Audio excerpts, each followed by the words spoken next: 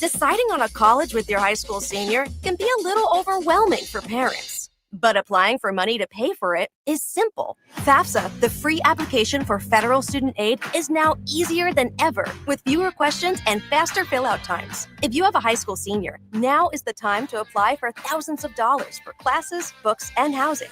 Get started, Nebraska, at dothefafsa.org. Sponsored by Education Quest Foundation. Aired with the Nebraska Broadcasters Association and this station.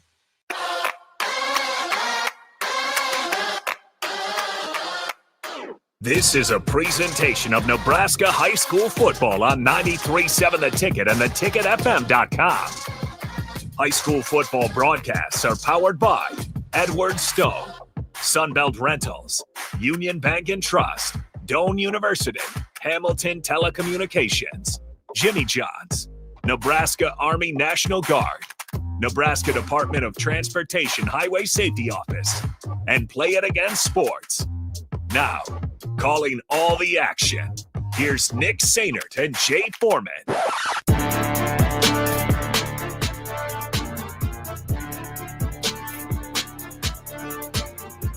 Welcome in to Seacrest Field as we have an exciting matchup between two Capital City teams on deck from Seacrest Field. Nick Sainert alongside the Husker Hall of Famer Jay Foreman here on 93.7 The Ticket and theticketfm.com. Huge thanks to Harrison Arns back in our 93.7 The Ticket studios, pushing all the buttons, making sure we get connected out here at Seacrest Field. Good one on tap between the 4-1 overall. The visitors on the scoreboard here tonight, the Lincoln Northeast Rockets going up against the home school, the 1-4 overall Lincoln Southwest Silverhawks. Although the records are flip-flop, we expect this one to be pretty competitive tonight. Yeah, this is a team in Northeast Rockets. We've had Coach Boyd down at the station, 93.7 The Ticket. He's been kind of working slowly but surely towards this. They're 4-1 right now, making some noise. They made noise actually last year, and they validated it this year, where you look at Southwest, always a good-looking team coming out of the locker room.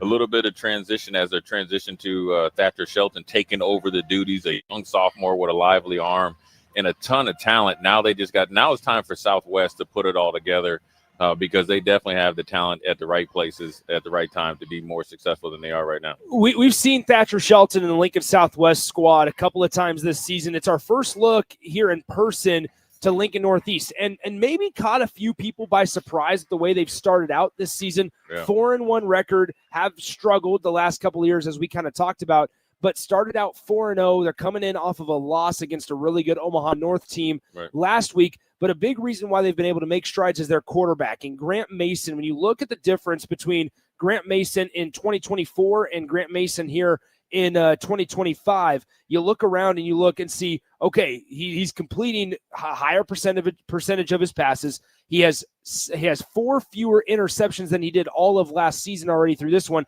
and 4 more touchdown passes than he did all of last season as well. He's just much more of a more experienced quarterback this year. That was learning on the job, for him last year, and he kept fighting and he kept getting better and better, and you didn't see it right away, but now you're seeing it this year. And I think the connection with Mike Hunter Jr.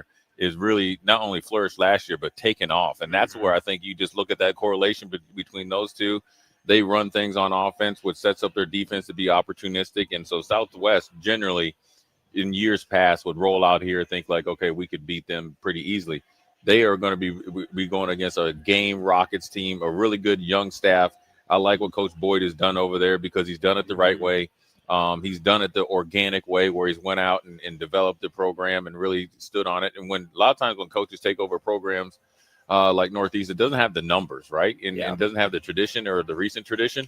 You have coaches that kind of just, do it for a little while then leave, but he stayed down and done it. And I'm really happy for him for his success so far. Yeah, their quarterback, Grant Mattson, 760 passing yards, completing just under 60% of his passes, 9 touchdowns per perhaps the most important stat line. As we see quarterbacks, especially at the high school level, just 2 interceptions for Grant Mattson this season. Also runs it to a serviceable amount, 37 times, 205 yards, and also has 3 rushing touchdowns on the season. Northeast is going to kind of run a 2-headed backfield. And Caleb Polson, 35 carries for him. Austin Hanlon, 27 carries for him. but between the two, 8 rushing touchdowns. Yeah. This Northeast offense has been able to score the ball. Yeah, they've been pretty balanced and with the dual threat running attack, and then obviously with the passing attack that we mentioned previous, and that's where you're able to flip your win-loss record and be 4-0, and then obviously losing to a tough North team that's easily probably the number 3 team in the state. And so there isn't any moral victories there for Coach Boyd, but I think they've done it both with balance and running the ball and passing the ball. It's interesting, Jay, because you look at this Lincoln Northeast team, and you see the way that they won their first 3 games specifically, in scoring and finishes of 58-6, 42-0, and 56-0. Then they were tested against North Platte a little bit, won 35-27, and then they kind of run into a really talented program, as we mentioned, in Omaha North last week. I think there's still a part of us up here that, yes, it's our first time seeing them in person, but we've been able to kind of study them a little bit. I think there's a part of us that are still curious as to how good Lincoln Northeast can really be. Yeah, and I think tonight's going to be a big test and provide some answers in that way. But I think they've done enough over, pretty much the whole season last year where when you watch them, you're like, okay, they're an improved team, not in the win-loss record, but an improved team.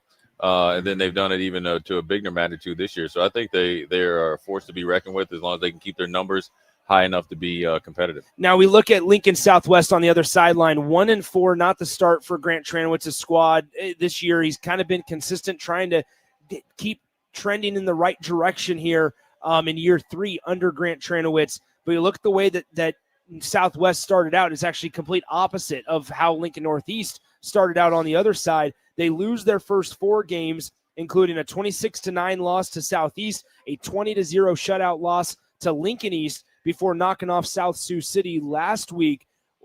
Southwest, they have the players, right? Yeah. I think we talked about it just a couple of moments ago. You mentioned Thatcher Shelton. There's a lot of pieces on the Southwest squad to like, including the quarterback and running back Luke Mitchell. Yeah, I like the quarterback. He's a young sophomore, and we saw him last year kind of take the reins over in the middle of the game, and you like what he's doing. They like what he's progressed so far as being able to pass the ball both horizontally and vertically. And then you mentioned Luke Mitchell. I think for 5'10", 175, he runs behind his pads, and I think it's the thunder and lightning between him and Noah Curtis, right? Noah Curtis is kind of like the downhill running back, and they have great, talent. Where you think about Milius, right? He's a potential Division I, Division II scholarship player. Evan Robinson, he's had offers to the likes of Iowa State, and they have a big physical offensive line, well coached on the defensive line, active at the second level. I think for them right now being 1-4, it just needs to gel, right? And that may be complementary football. It might be situational football. It might be even as simple as for Coach Tranowitz is as simple of time management, timeout management, which comes from experience, just like we talked about Northeast experience last year. I think you're going to see a better Southwest team coming off a victory. I think it kind of just like a sigh of relief getting that W in the win column. In addition to not only Noah Curtis, but also Luke Mitchell, I'm curious to see how much we see of number 34, the 5'9", 155-pound sophomore Cam Rakowski here tonight. Didn't play a whole lot the first 2 games, did not play at all against Lincoln Southeast, or I should say didn't record a carry against Lincoln Southeast. Now, the last 2 games were a 20-0 shutout loss and then a 56-0 blowout win. So maybe in a little bit of garbage time, but had good carries. 5 carries, 60 yards last week against South Sioux City.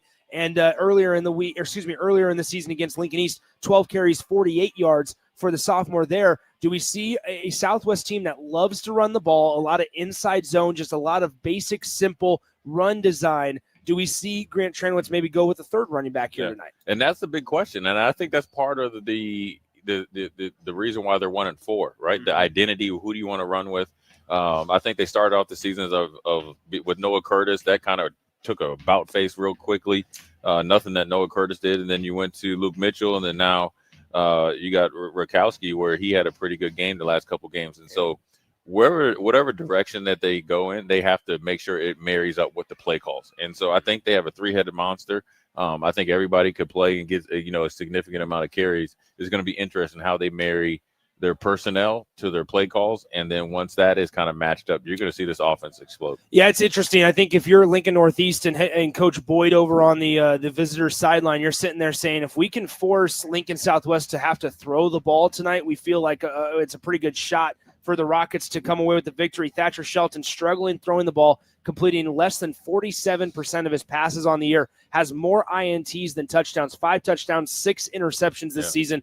Just throwing the ball hasn't been something. This is also a Lincoln Southwest squad that graduated a good couple of receivers last year, Jackson Carpenter being one of those. Yeah, when you have the ultimate equalizer in Carpenter and you had receivers in years past, it really stymies your roster. And let's also not forget, Lincoln Southwest over the last couple of years have been primarily a run team.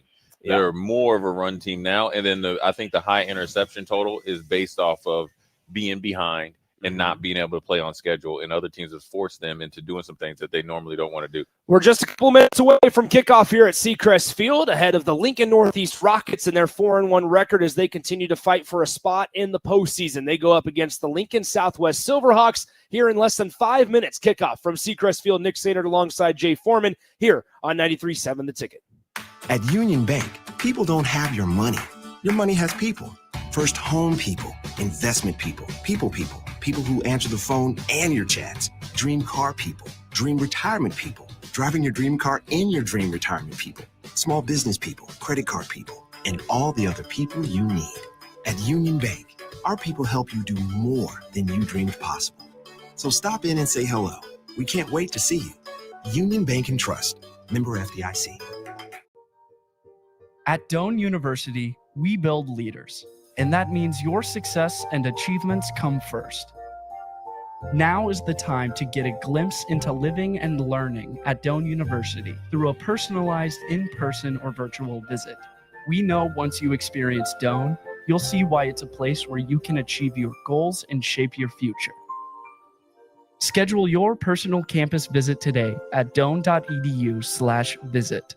Big box stores are tempting for buying equipment for your high schooler in sports or for yourself in your sports leisures. But buying new is awfully expensive. Why not go somewhere with new and used options? Play It Again Sports has quality, slightly to gently used equipment, and 50% of their inventory is actually new equipment. And it's more than baseball, softball, and golf. They also have equipment for disc golf, fitness, hockey, and more. Plus, they're always buying products. Bring your gear you're done with and get trade money on the spot. Play It Again Sports at 48th and Vine. Hey, it's Jake Sorensen. Tune in this Friday as Early Break with myself, Steve Sipple, and Bill Bush broadcast from the Nebraska Army National Guard hangar ahead of the air show this weekend. You won't want to miss this one. That's this Friday for Early Break from 6 to 8 a.m. at the Nebraska Army National Guard hangar. This is Lincoln's home for sports talk on the FM dial. Also online at theticketfm.com. On the internet. KNTK FM Firth, 93.7 The Ticket. Welcome back to high school football on 93.7 The Ticket and theticketfm.com. The calendar is officially flipped over to October, but it's still mid-80 degree temperatures here at Seacrest Field. 84 degrees at kickoff here at Seacrest Field. Nick Sainert alongside Jay Foreman ahead of Lincoln Northeast versus Lincoln Southwest. The Silverhawks of Southwest 1-4 overall. They'll be rocking the silver helmets, green jerseys, white pants, while the Rockets in their black helmets, white jerseys, white bottoms, with the black lettering and numbers as well. As we are ready to go, the lights are on here at Seacrest Field, a Thursday night edition of high school football here on 93.7 The Ticket and theticketfm.com. A special thanks to all of our friends for allowing high school sports to be possible. And thanks to Harrison Arns back in our 93.7 The Ticket studios for hanging with us and pushing all the buttons back at 1040 O Street. As we kick off another football weekend, as high school football tonight, a little high school football action tomorrow, and then Husker football on Saturday.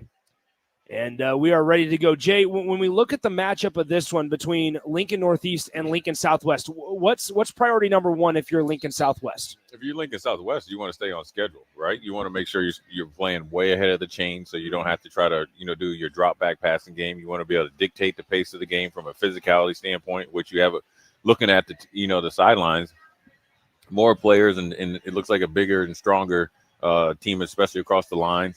And so you want to make sure that you keep the turnovers low, and you don't want to have to burn a timeout early into this game, which we've seen probably about the last 4 times we've seen Southwest play. They've had to burn a timeout or two early in the first quarter. We're going to get to see Lincoln Northeast on offense first, and that means that Grant Madsen, Caleb Polson, Mike Hunter Jr., those three are going to be on the field first for Coach Boyd and the Rockets. They will head towards the south end zone here at Seacrest Field as Lincoln Southwest will kick to the north end zone. Not a whole lot of breeze here this evening, just blowing around to 7 miles per hour, but it even looks like a little bit less according to the American flag just beyond the north end zone here at Seacrest. The football teed up on the right hash mark, and we are ready to go. Two returners stand back for Lincoln Northeast, and week 6 is officially underway here in Nebraska high school football action. It's fielded at the goal line, this time by Mike Hunter Jr. He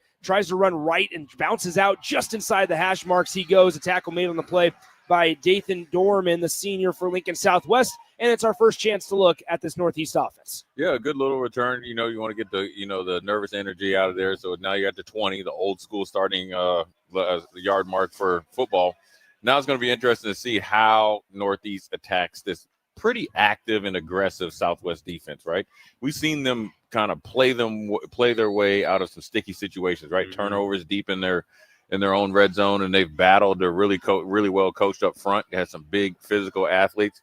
It looks like Northeast is trying to spread them out, and that's what we've seen teams have success against Southwest. Garrett Rathbun, an outside linebacker, leading tackler for the Silverhawks defense as it's a play action looking to pass down the near sideline. Hunter wasn't even ready for it. It looked like a little bit of an option route just outside the numbers. Hunter cut in while the pass from Madsen was heading towards that Southwest sideline. It falls incomplete. Yeah, and we've seen teams try to attack number 24 on Southwest on go routes or any type of option routes. Zach Teague and Michael Hunter Jr. had him beat on a go route, but he wanted to turn it into a skinny post. So a little bit of miscommunication, but Northeast is going to continue to attack from the spread formation. 2nd down and 10 from the 19-yard line. Shotgun set. They motion one man to the left. They throw it to him. That's number 5, Quincy Montoya, as he tries to shake a couple of tacklers outside the hash marks, and he gets tackled at the numbers at the 21-yard line, gain of 2 on 2nd down. That is Montoya's 11th catch of the campaign. And they're actually going to give him a gain of 3 up to the 22-yard line, 3rd and 7. Yeah, you're already seeing kind of what we're going to expect the rest of the game from Northeast, right? Controlled passing game,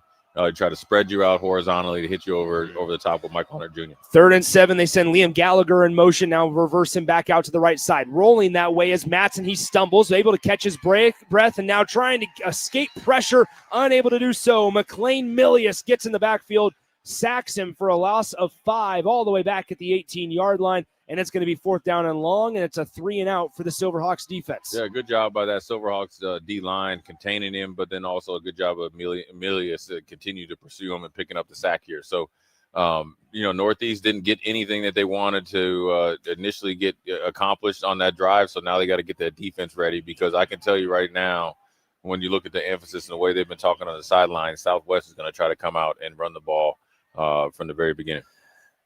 4th down and long. It's a line drive punt. It'll take a hop at the 46-yard line of Lincoln Northeast in the direction of the Rockets, and it'll trickle across the Southwest 45-yard line and finally down at the 41-yard line. And that is where Thatcher Shelton and the Lincoln Southwest offense will set up shop, 1st and 10, an offense that loves to run the football. Yeah, they're going to come out, and it's going to be interesting. I think the guessing game is what running back do they use in this first couple series, right? Mm-hmm. And that's what Coach Tranowich and staff generally have done. Their leading running back or their starter goes for a couple series, then you'll start to get some rotation in there. And then also it'll kind of dictate what they're going to do for the rest of the game. It's interesting. Now you have Evan Robinson, right? The all-city, potentially all-state defensive end starting at tight end. So that's letting you know right now with a fullback, they're going to try to run it downhill. And Cam Rakowski will be the first running back out there for Lincoln Southwest. They toss it right down the middle, has a lot of running room up the gut, and he's going to be tackled near midfield. That'll be a gain of 9 on 1st down, and the sophomore, who had a nice week last week in the loss for Lincoln Southwest, gets 9 yards on his first carry. Yeah, a simple toss lead. They were, I like to call those plays look-see. Let's look and see what you're in. Let's see, and then you're going to see how much you want to play physical football, and obviously Southwest liked what they got right there in a 9-yard gain. So it's going to be 2nd down and 1. I formation. Once again, one wide out to the near side, and that is Kevin Richardson. They turn, toss it, same play, just flip-flopped, and Rakowski's going to get another nice gain for a 1st down and then some up to the Northeast 45-yard line. This was going to be one of the matchups that we talked about just the Lincoln Southwest running game up against the Northeast Rockets defense. And through 2 plays, a small sample size, Southwest with a big advantage. Yeah, and they're running right up the gut, so that's where they maybe have picked up on tape. They feel like they have a size and experience and obviously playmaking ability with their interior offensive line, because you have a pretty active outside group there for Northeast. We'll see what happens on these next couple plays. And here's Rakowski. He looks like he was going to get stopped for a loss of 1 after Javon Greer, the defensive end for the Rockets, got in the backfield, but Rakowski able to slip the tackle and just kind of dive forward for a gain of 4 up to the 41-yard line of Lincoln Northeast. It's going to be 2nd down and 6. Yeah, good job by Greer there, setting the edge and trying to fight off a blocker and make a play. But I think Rakowski, being 5'9" and actually pretty strong and slippery, played to his advantage right there. 2nd down and 7 officially from the 41-yard line. I formation. They toss it right side. Here is Rakowski. Looked like he tripped on the turf a little bit, but he was still able to stumble forward near that 1st down line to gain up at the 35-yard line, and he gets just enough to move the chains, it appears. No, they're not going to move the chains, rather. The far side official, I thought, was going to move them, but he's going to be less than a half a yard shy of that 1st down. Yeah, Coach Trainer is loving how this game is going. Now they just got the 1st down. Correction. Essentially run, and they're trying to beat them up physically, what I call making deposits for explosive plays later in the game.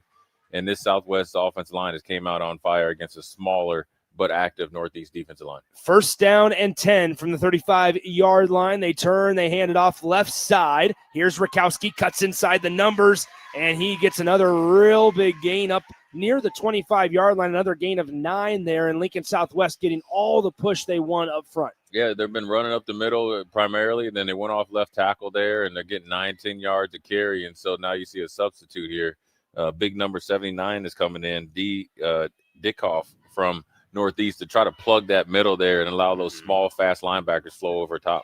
2nd down and 1. Under center, Thatcher Shelton tosses it right side, gets tripped up in the backfield and stood up for no gain. A nice tackle by Caleb Polson, the linebacker, who also doubles as the running back for Lincoln Northeast, able to meet Rakowski right at the line of scrimmage, and that brings up 3rd down and 1. Yeah, run blitz there. That play was made by Daquan Dixon, number 10. He came in and not only blew up the play side guard, he blew up the pulling guard and the fullback that allowed his teammates there to make the tackle for no loss. 7:27 to go in the 1st quarter, still scoreless. After the Rockets go 3 and out, Lincoln Southwest has ran the ball every single play. They run it again here. Here's Luke Mitchell. Big hole, 1st down and more across the 20-yard line. Tackle made on the play by Jarvis Lott. But it's going to be another Southwest 1st down inside the 20-yard line at the 19. Yeah, really good job there at Southwest, going back to the bread and butter. And then Luke Mitchell runs probably behind his pads a little bit better than Rakowski, and a good job there by the junior picking up a 1st down. 1st down and 10 from the 19-yard line. Just inside 7 minutes to play in the 1st quarter. They right side, they toss it, missed tackle in the backfield, but a great job once again by Polson as he's able to drag Rakowski down by the waist inside the 18-yard line at the 17, a gain of 2 on the play. Yeah, Polson has been pretty active here against the running team. And if you're a linebacker, defensive line, this is the type of game that you want. You know you're going to get a lot of action. But Northeast, I think, as you get closer to the red zone, I think they'll tighten up their defense and take some more chances trying to get some tackles for loss. 6.5 to go, 1st quarter. I formation. Under center, Thatcher Shelton. Back to pass for the 1st time. Lobs it left side, and it's out of the reach for number 35. That is Madden Schweiger, who was the intended receiver on the play, out in the near side flat, and it's going to be incomplete. 3rd down and 8 from the 17. And they figured, might as well, after running it 8 straight times, might as well throw it once. Yeah, if you're going to throw it, it's going to be on 3rd down because they've been able to pick up big chunks in essentially the middle ISO toss or toss ISO run game. But good job there by number 3, Soroil Ballard, of covering the flat there against the would-be receiver. Play action, rolling to his right. Shelton has a wide open receiver, and it looks like Rakowski fell down. He had a 1st down and a lot of running room. Rather, that's number 14, Owen Helkin. Number 14, Helkin on the reception. So he's going to be about 3 yards shy of the 1st down to bring up 4th and short. So right now you're 4th and short, and obviously you've been able to run the ball at will, but it's also letting you know what Coach Trenowic's mindset is right now. They're going to be really, really aggressive. You feel you have the physical advantage by the yards per carry, but obviously the size and strength. It's an interesting move here to go for it early when you haven't won many games this year. Giving away 3 points or a chance. Luke Mitchell gets the toss. He'll have it up the middle. Good for a 1st down inside the 10.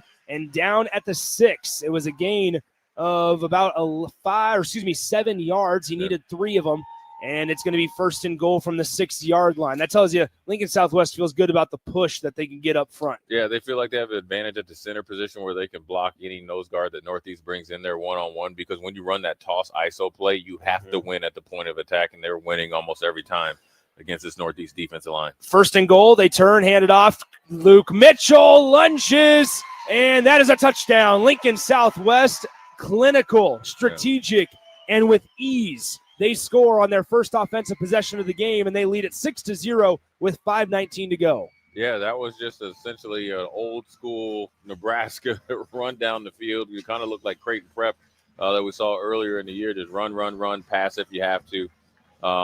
But you know what? If I'm Coach Tranowicz, I really like that drive, not only from offensive standpoint. We're on schedule, didn't have to burn a timeout, but more importantly, the defense gets the rest, and they had a really good first series, and so they should try to come out and set on fire again. Ethan Sanchez on to attempt the point after, and we'll have a penalty flag as it looked like Northeast jumped early on this one, and so they blew it dead. And so here's the official call.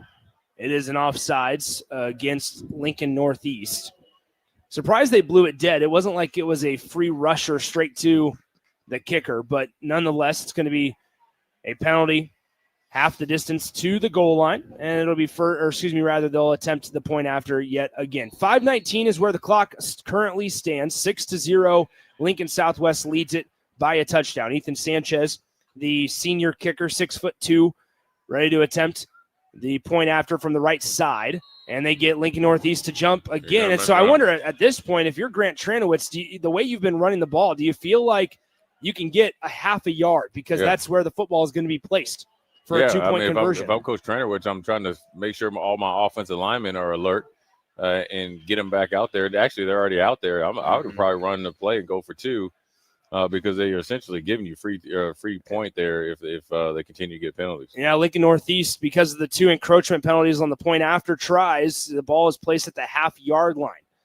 So they're going to kick the point after, though, yet again. Ethan Sanchez, the snap, the hold, the kick is up, and it has plenty of leg, so it's good. And with 5:19 to go in the first quarter, it's 7-0. Lincoln Southwest, they score on their opening drive on a 6-yard touchdown run from Luke Mitchell. They lead it by a touchdown over the Rockets. We'll step aside, come back in 30 seconds here on 93.7 The Ticket.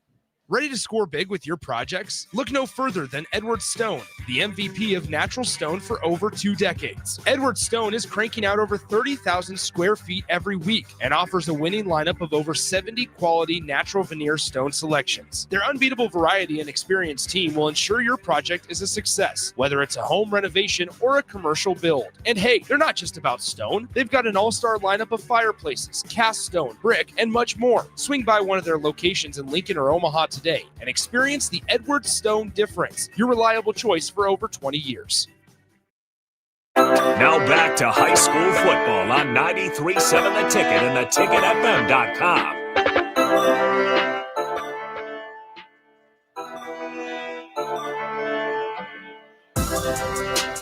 Welcome back in. Seacrest Field. Nick Sandert alongside Jay Foreman here tonight as Lincoln Southwest, they take their opening offensive possession all the way down the field. They score it in 59 yards and take 4+ minutes off the game clock, and they lead it 7-0 over Lincoln Northeast. The Rockets, they went 3 and out on their first possession, and Lincoln Southwest ready to kick things off once again.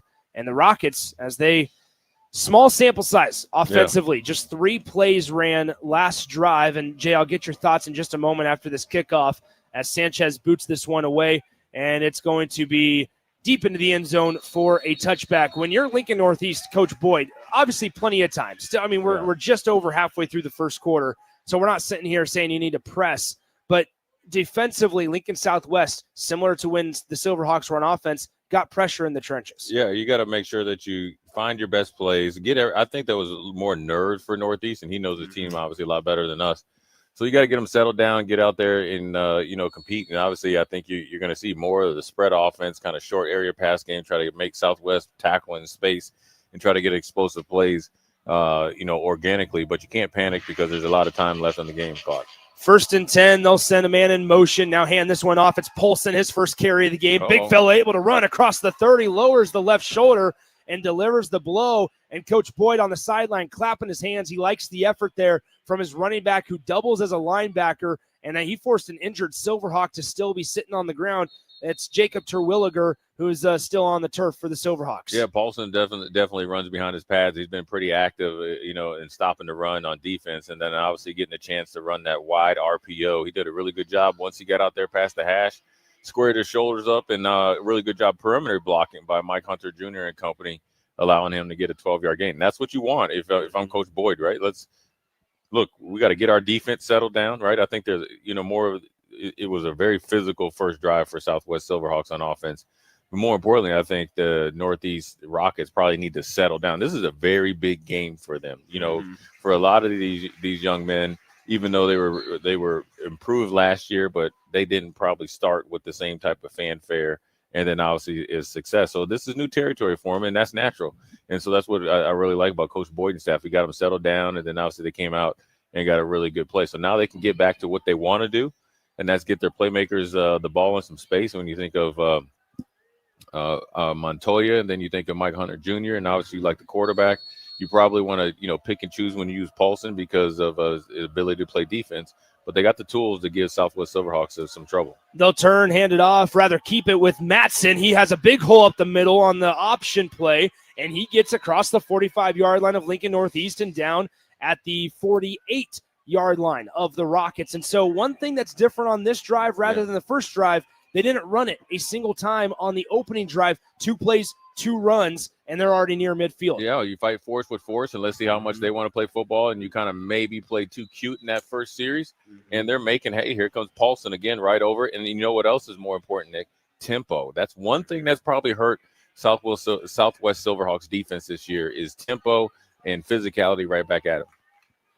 2nd down and 3 after the first down gain of 7 by Polson. They turn play action, pass up the seam. It's hauled in. Nice move by Montoya as he barrels his way across the 40-yard line. And that's another Rockets first down. And so we're seeing a lot more poise from the quarterback, Grant Matson, here on this second drive. Yeah, this is a really impressive drive and a really impressive move there by Quincy Montoya. Gave him the dead leg. He's the first probably candidate for dead leg University of the Week. Quick pass out left side. It's hauled in by Polson. He is going to have the edge. That's a first down and more. Caleb Polson inside the 10, and it's a touchdown for Lincoln Northeast as the Rockets respond on offense.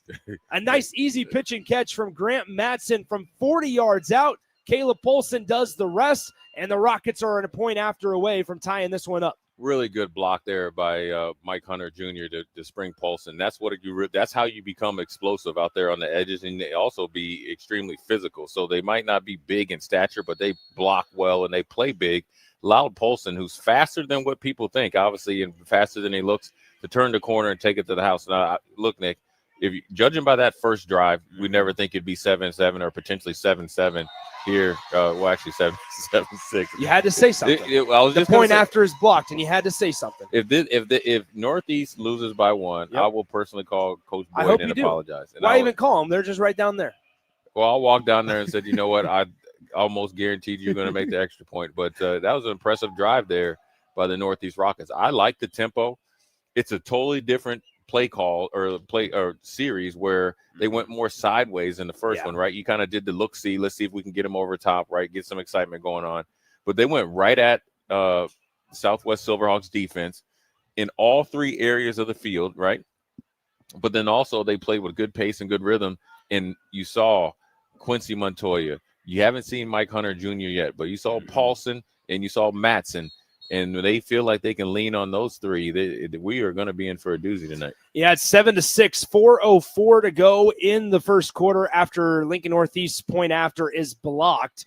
And so we will keep it right here for the time being. Lincoln Northeast ready to kick things off in just a moment. I thought a big difference between that first drive and the second drive, the second one obviously resulting in points for Lincoln Northeast, in addition to everything we've already talked about, is they tried to throw it deep on the first play up the near sideline to Mike Hunter Jr. That time on that second drive, it was quick, easy passes, get it out of the hands of Matson quick. and let the receivers do the rest. Yeah, the spacing was a lot better, and the rhythm was impeccable, and that's why you saw the results there for the 7 points. And a good job by Coach Boyd and staff of changing the pace. Real short kick fielded on the fly just past the 30-yard line of Lincoln Southwest, fielded by the Upmen at the 33-yard line, and that is where Thatcher Shelton and this Southwest offense will set up shop for their second drive of the game, leading by 1 point. Exactly 4 minutes on the game clock here in the first quarter. Nick Sainert, Jay Foreman alongside here at Seacrest Field. Week 6 of the high school football season. Lincoln Northeast 4-1. They currently are ranked in terms of wild card points. If the season ended today, they'd be the 14 seed in the Class A state playoffs. They'd be traveling on the road wherever their matchup is at. But for Coach Boyd, just making it to the postseason and to an extra game past the 8th regular season game is a step in the right direction for the Rockets. As the snap on first down handed off, Mitchell tries to bounce outside, trying to get outside the hash marks.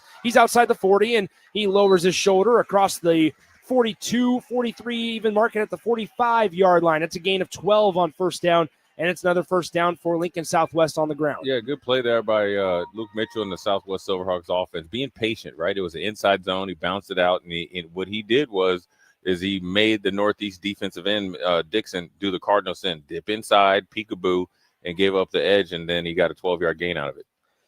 So 1st and 10 from the 45-yard line of Lincoln Southwest. The Silverhawks lead it by 1. They hand it off. Mitchell once again has a big hole up the middle, bounces outside, sheds 1 tackle, and then gets taken down from behind by number 6, Braden Berry, the linebacker, but not until Luke Mitchell with another double-digit gain on the turf, and it's an 11-yard carry for another Southwest first down. This time it gets him up to the 44-yard line of Lincoln Northeast. Yeah, Luke Mitchell and the Southwest Silverhawks offense is right back to business as usual.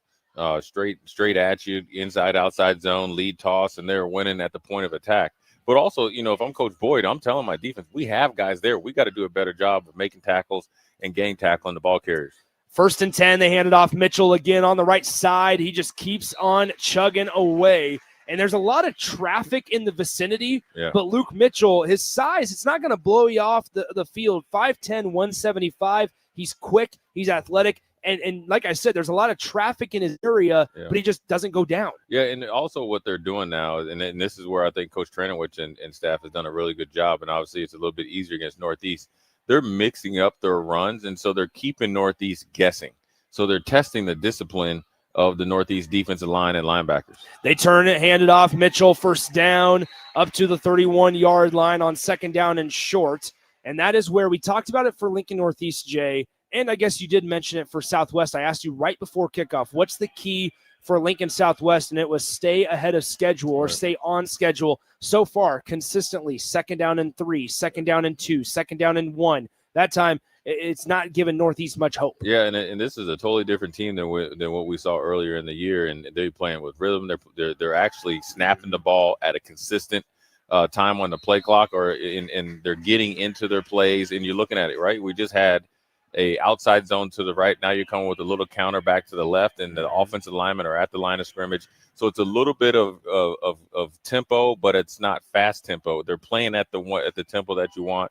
And right now, everybody's checking the play. So if I'm a defensive player, I'm expecting a pass, but you know that the ball is going to be snapped here in 5 or 6 seconds. 2nd down and 5 after Noah Curtis got his first carry of the evening. They hand it off. Curtis again tries to bounce outside the bigger of the 2 backs, and he gets spun around and taken down after another short gain.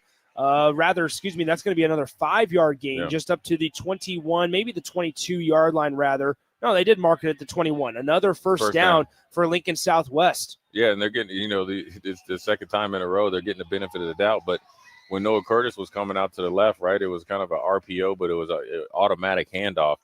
They had number 11 there to make the tackle, Jarvis Lott, and he just kind of slid off him a little bit. Noah Curtis, being a big physical back, slid forward for the first down. Here's a handoff, Curtis up the middle, all the way near the 10-yard line. That's another 10-yard gain. It looks like there's a penalty marker down, though, on the far side, right in front of the Lincoln Northeast bench. We'll see what this call is. I'm guessing since it was the far sideline official, maybe somebody was lined up where they weren't supposed to be. Yeah, they haven't stopped play yet. Coach Boyd is trying to check what the call is. I think that the communication from the sidelines to the referee, maybe Northeast is getting a break here. Maybe you had a false start. And that's what you want. That's what you want if you're Coach Boyd, to get as many chances as possible to slow down this running attack of Southwest Silverhawks, and they're able to control the line of scrimmage.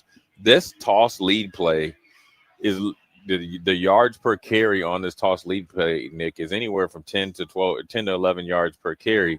So they're going to have to make an adjustment to either find out where and when they're running it, because this is a play, essentially, if they started on the goal line, they could maybe run it 10 straight times to get a touchdown. So a penalty on Southwest makes it first and 15 from the 26-yard line. Shotgun snap, a pass, Thatcher Shelton, near side. It's hauled in with a little bit of running room. It's Alex Dawes inside the 15 all the way down at the 11 near the first down marker.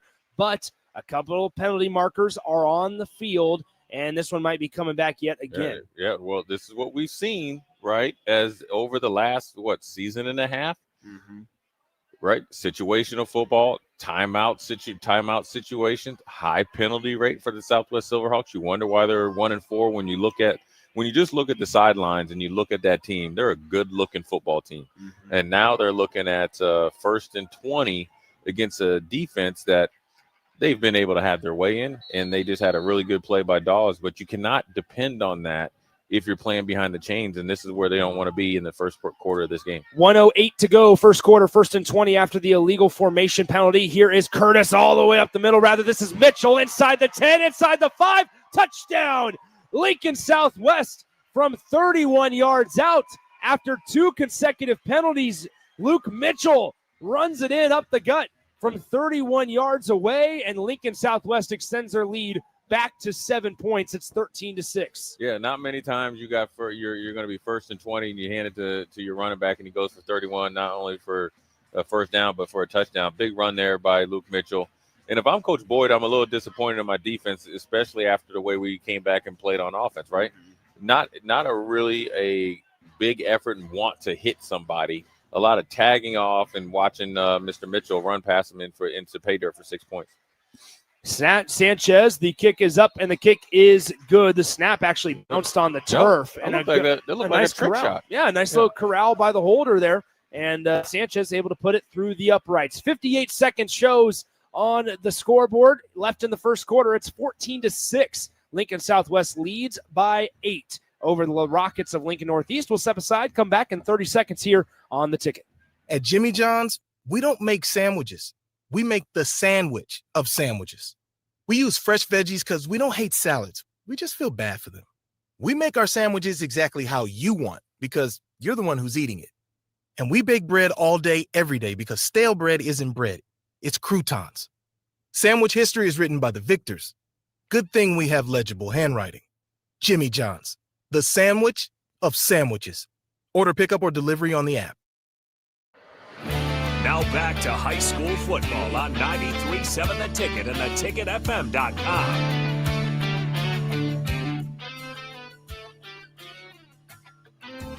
Less than a minute to go in the opening quarter of action here at Seacrest Field. Nick Sainert, Jay Foreman with you on a Thursday evening. 14-6 after Lincoln Southwest scores from 31 yards out on a Luke Mitchell rushing touchdown. And Jay, when we talk about it here, 14-6, it's a matter of who can keep scoring while both offenses seem like they're kind of in a rhythm. Yeah, Northeast caught the rhythm that last drive. Let's see if they can validate it with another scoring drive or another impressive drive. But more importantly, if I'm Coach Boyd, I am getting my defense together over there and challenging them to be more physical and provide some more resistance against the Southwest Silverhawks running attack. Kickoff fielded by Mike Hunter Jr., and we have a late penalty flag that flies in all the way from midfield. It's laying down at the 29-yard line. The tackle was made near the 21, and so we'll see if this is fortuitous for Lincoln Northeast or if they're going to be even farther back inside their own 20 as the referees. It was away from the tackle, whatever the call was. And it's going to be a hold against the Rockets. And so that'll move it back 10 yards from where the tackle was made.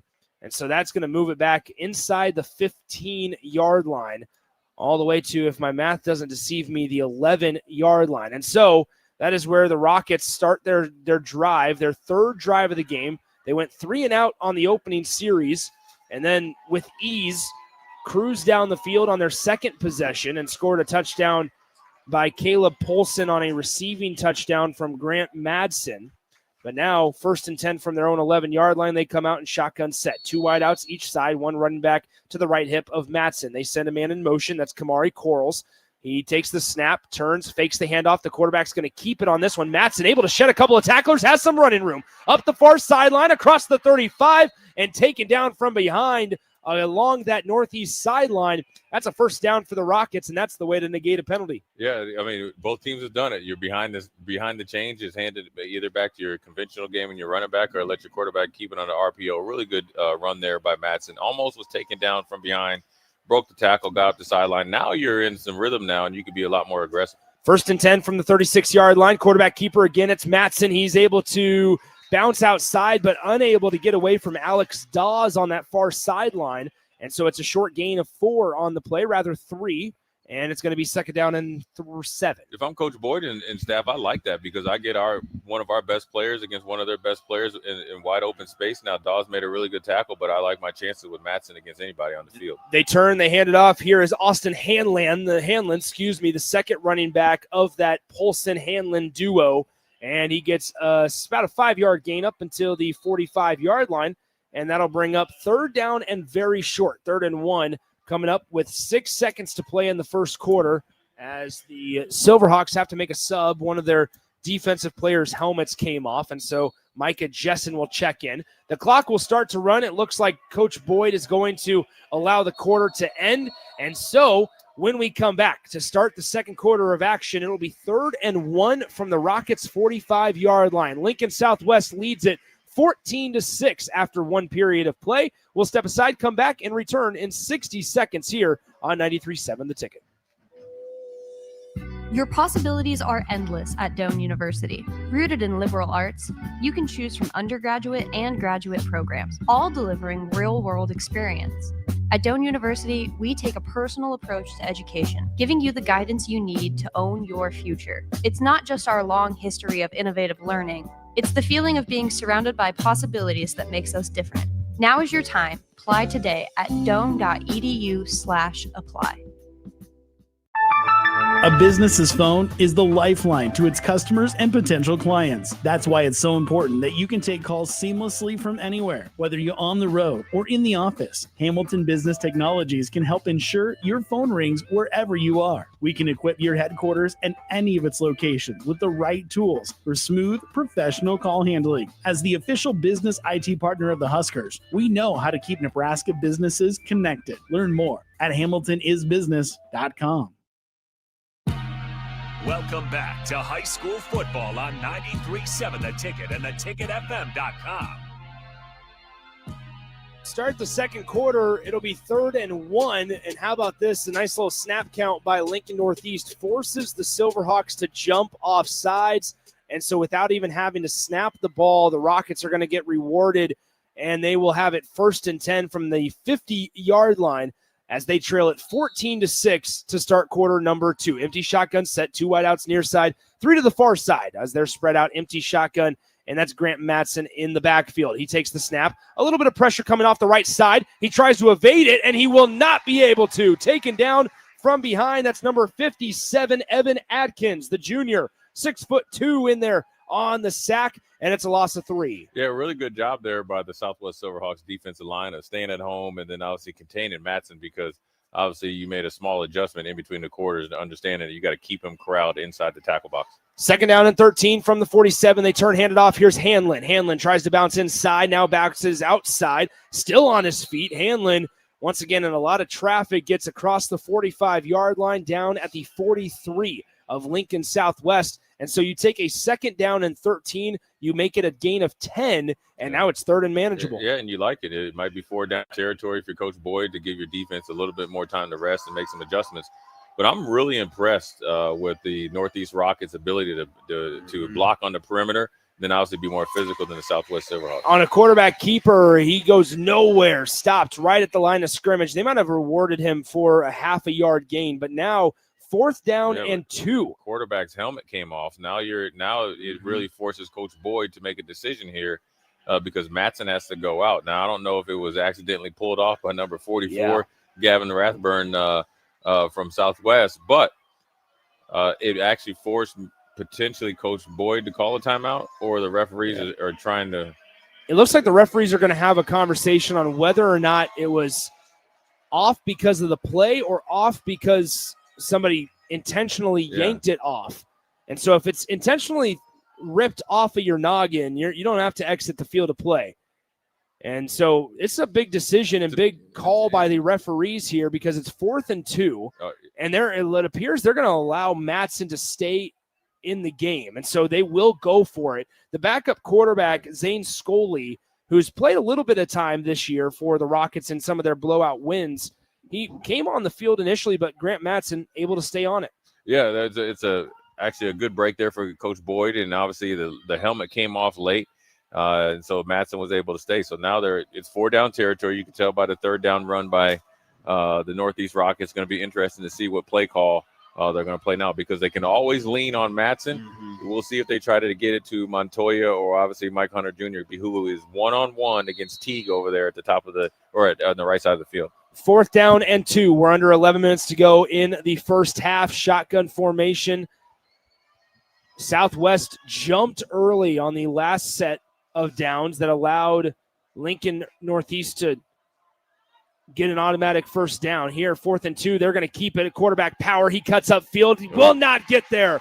A trio led by Garrett Rathbun, the leading tackler for the Silverhawks defense, in on the stop, forces Matson to the turf, and it's a turnover on downs. Lincoln Southwest takes over at their own 41-yard line. Yeah, really good job there by the Southwest Silverhawks defense, and obviously Rathbun led the charge. He leads the team in tackles. He's their inspirational leader, and he's a real physical type of player, especially downhill. You got to give him credit. It was good on good, and obviously Southwest was just a little bit better than Northeast Rockets on that play.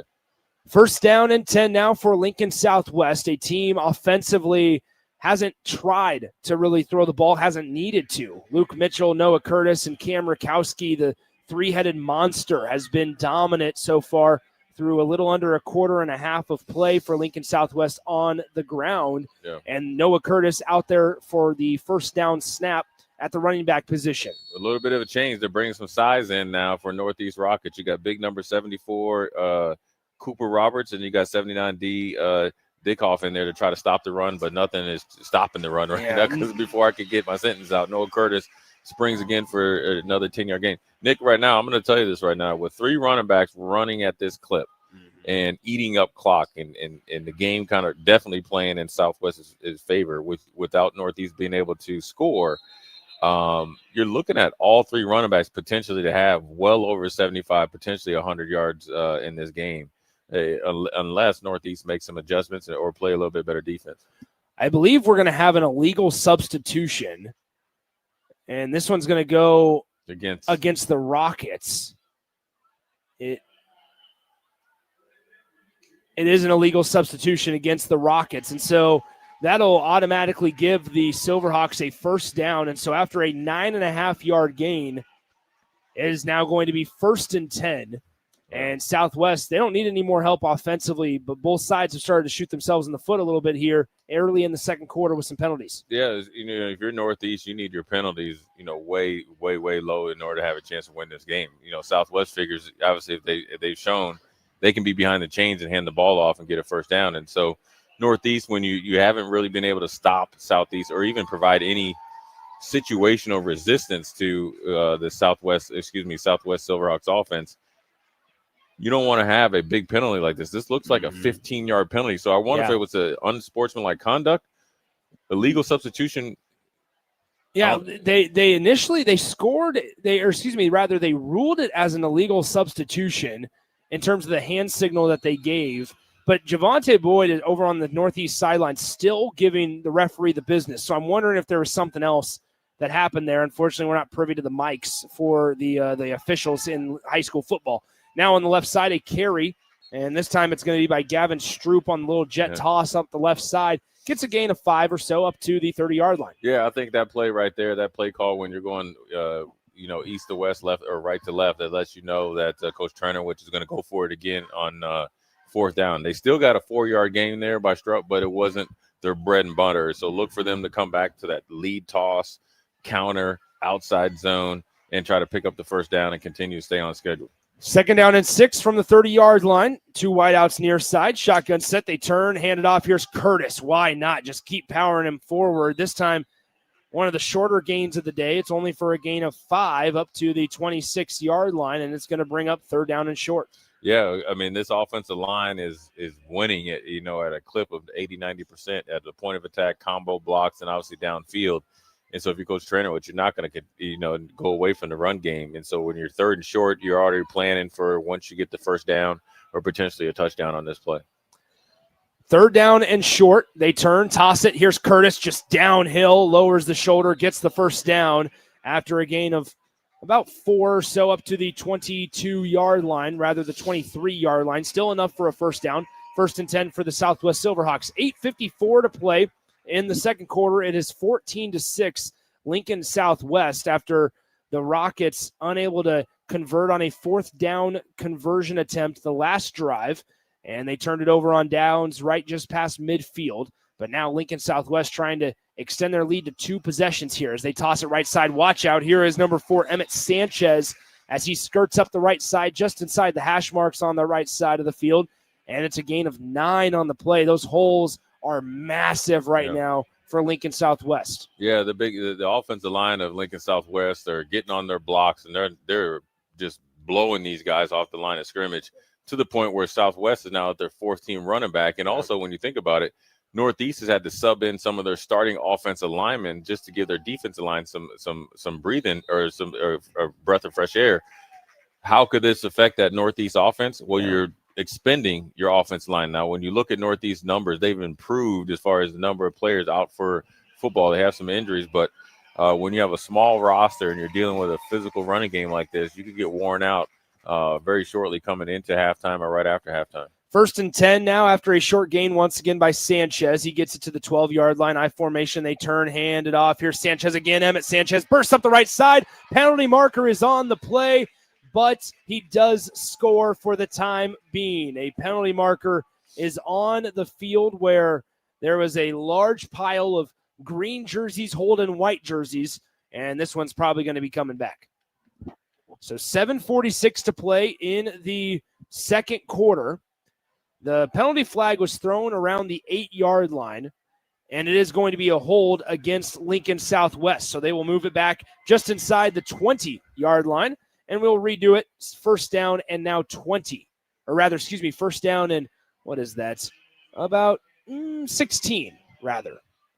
Yeah, I mean, it's Northeast has kind of been bailed out by Southwest, untimely penalties. And so they got to make something out of this because allowing, Southwest, to run over them is not going to be a fun experience for this Northeast Rockets defense. Another run, but also another penalty. This time they're going to get number 50 on the left side of that offensive line, Hunter Christensen, the 6-foot senior with the hold, as Emmett Sanchez bounced it outside to the left side, and that one's going to be another 10 yards back. And so, as you were saying, Jay, Lincoln Southwest continues to shoot themselves in the foot here, as now if they're unable to get any yards here, they're just maybe inside field goal range for Ethan Sanchez. Yeah, when you look at it right now where you had Sanchez in the running game that they just, the 2 last running plays or their outside counter plays, allows a smaller, faster defense like Northeast to make some adjustments and get out there.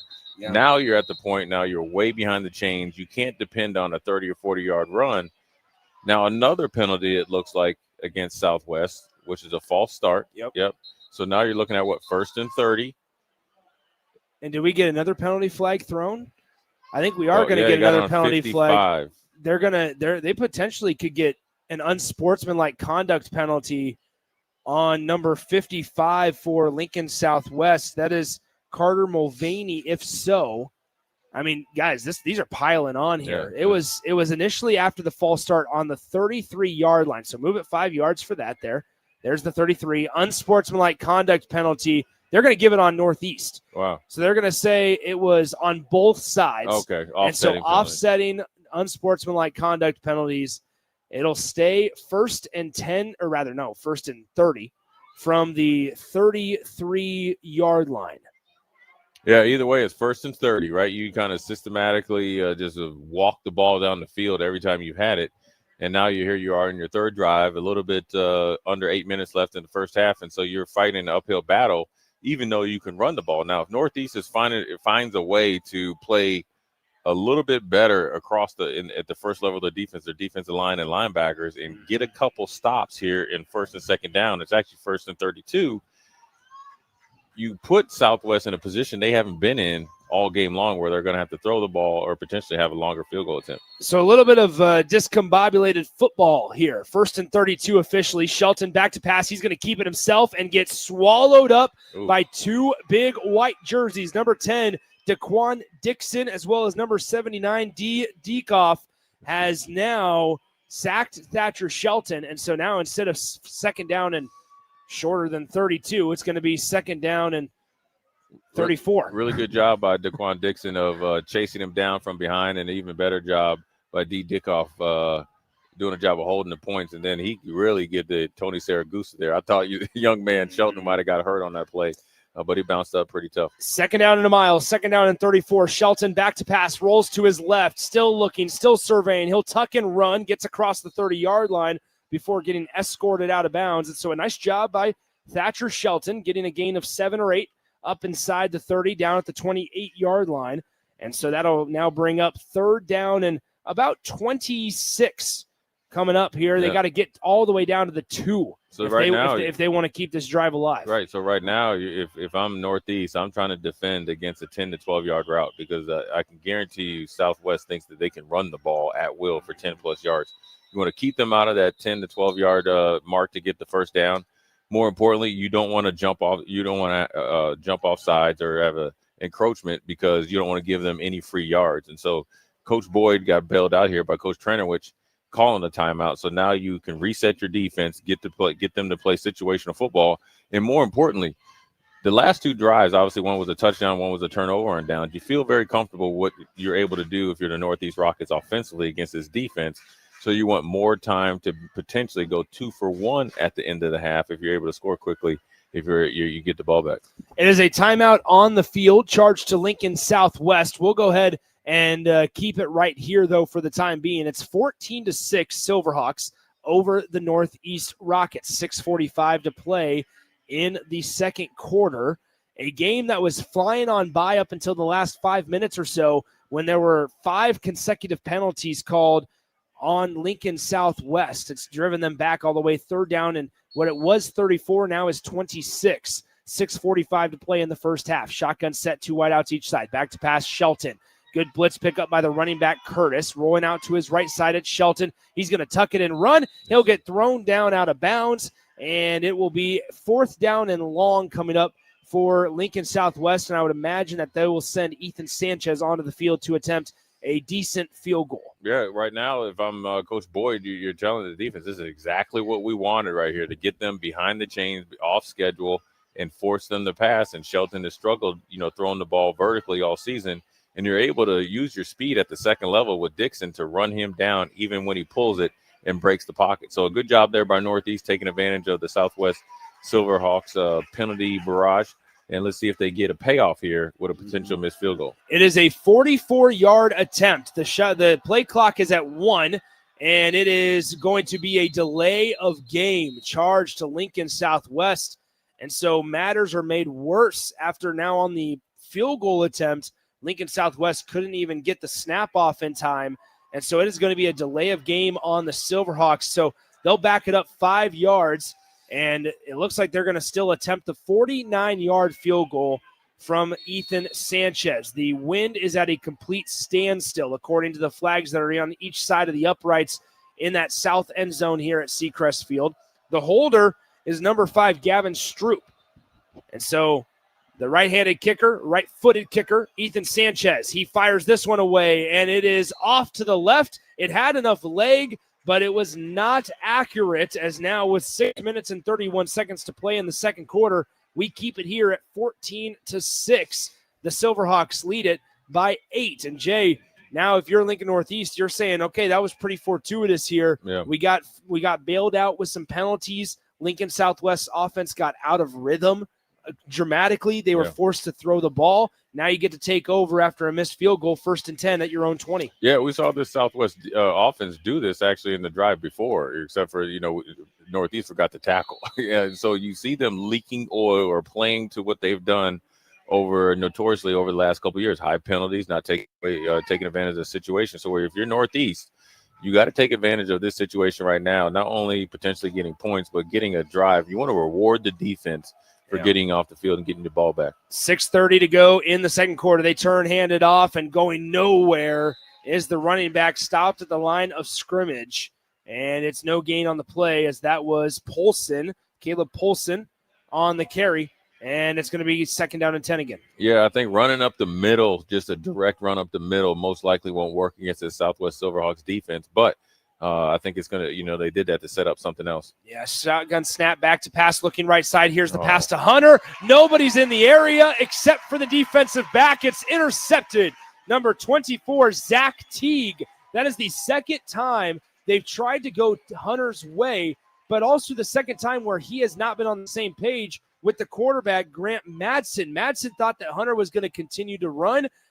Hunter instead started to turn around and come back, and he just sailed it over the intended receiver's head and right into the arms of Zach Teague, the Lincoln Southwest DB. Yeah, they finally got one-on-one coverage with Teague against Mike Hunter Jr. Anytime you get that, you'd like to think it's a go route, but both times that they've had that type of coverage in that situation, Hunter has broken off. So Hunter and Madsen need to get together and understand what Coach Boyd and the offensive staff wants, because that's a missed opportunity. But then also the defense only got about 45 seconds to rest. 1st and 10. The pass from Shelton looking right side. It was almost intercepted by Polson, who was in coverage. That is Braden Berry, who was in coverage. They were trying to get it to number 87, Brody Schwieger, the 6'2 junior, and it was a little behind Schwieger.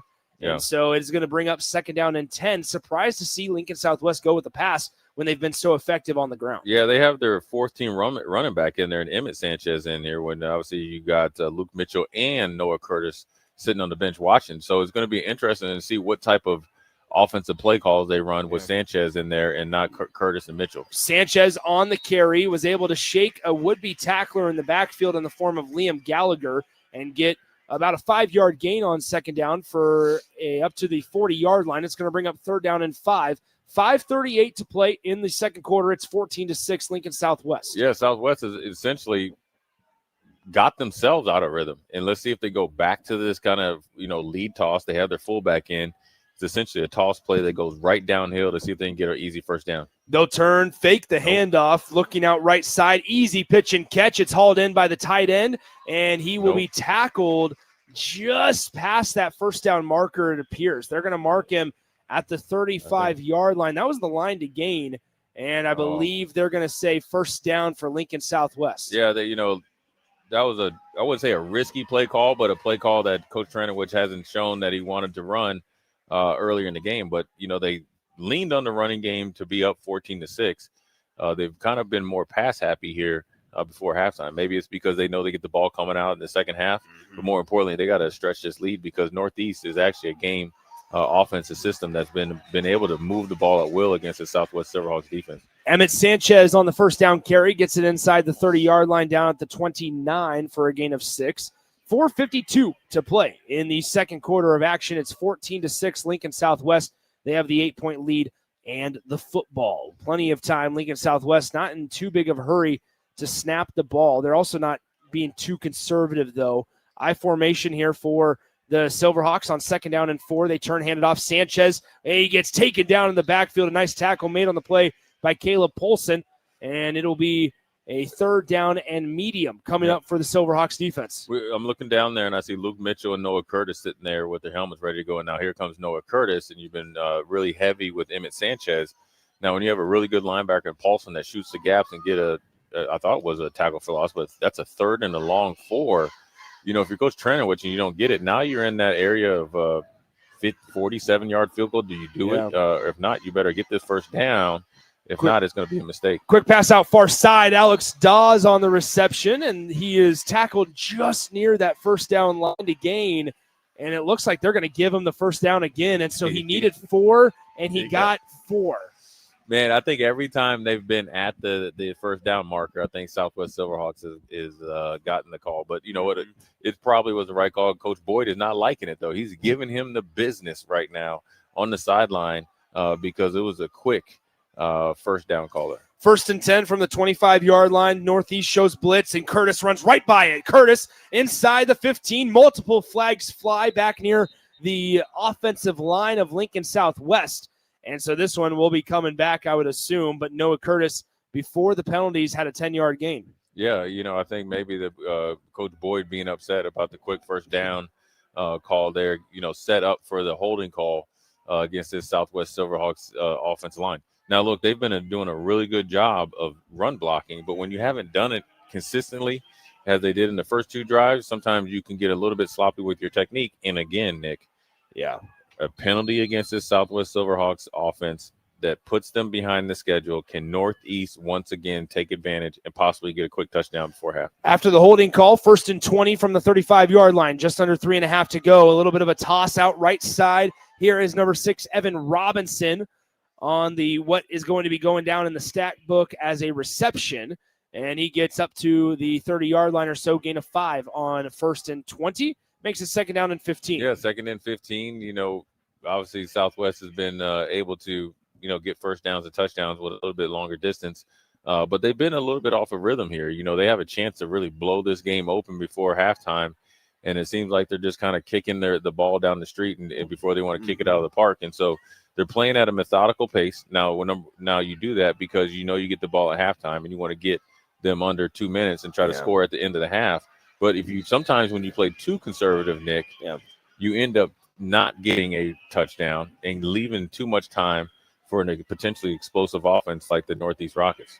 Noah Curtis runs it up the middle for no gain on the play. A nice job by the defensive front of Northeast. That's something we have not been able to say a multitude of times here this evening. 3rd and 15 after no gain on 2nd down from the 30-yard line. But Lincoln Southwest continues to see that clock trickle as we are approaching the 2-minute mark remaining here in quarter number 2. Lincoln Southwest, they missed a 49-yard field goal last possession. Then they immediately got a turnover in the form of an interception. A quick pass out near side. It's tipped, and it is incomplete, intended for Evan Robinson. And that is going to bring up 4th down and 15 from the 30-yard line. It would be a 47-yard field goal, which was in Sanchez's range, and Grant Tranowitz is going to send the kicker right back out onto the field. Who said it was going to be a 47-yard field goal before, Nick? Did you? That means you don't pay attention. You're like a lot of people that I know that don't listen. Now, when you think about this, the tip there, right? It was a hard pass to Evan Robinson, had way too much heat on it, tipped it.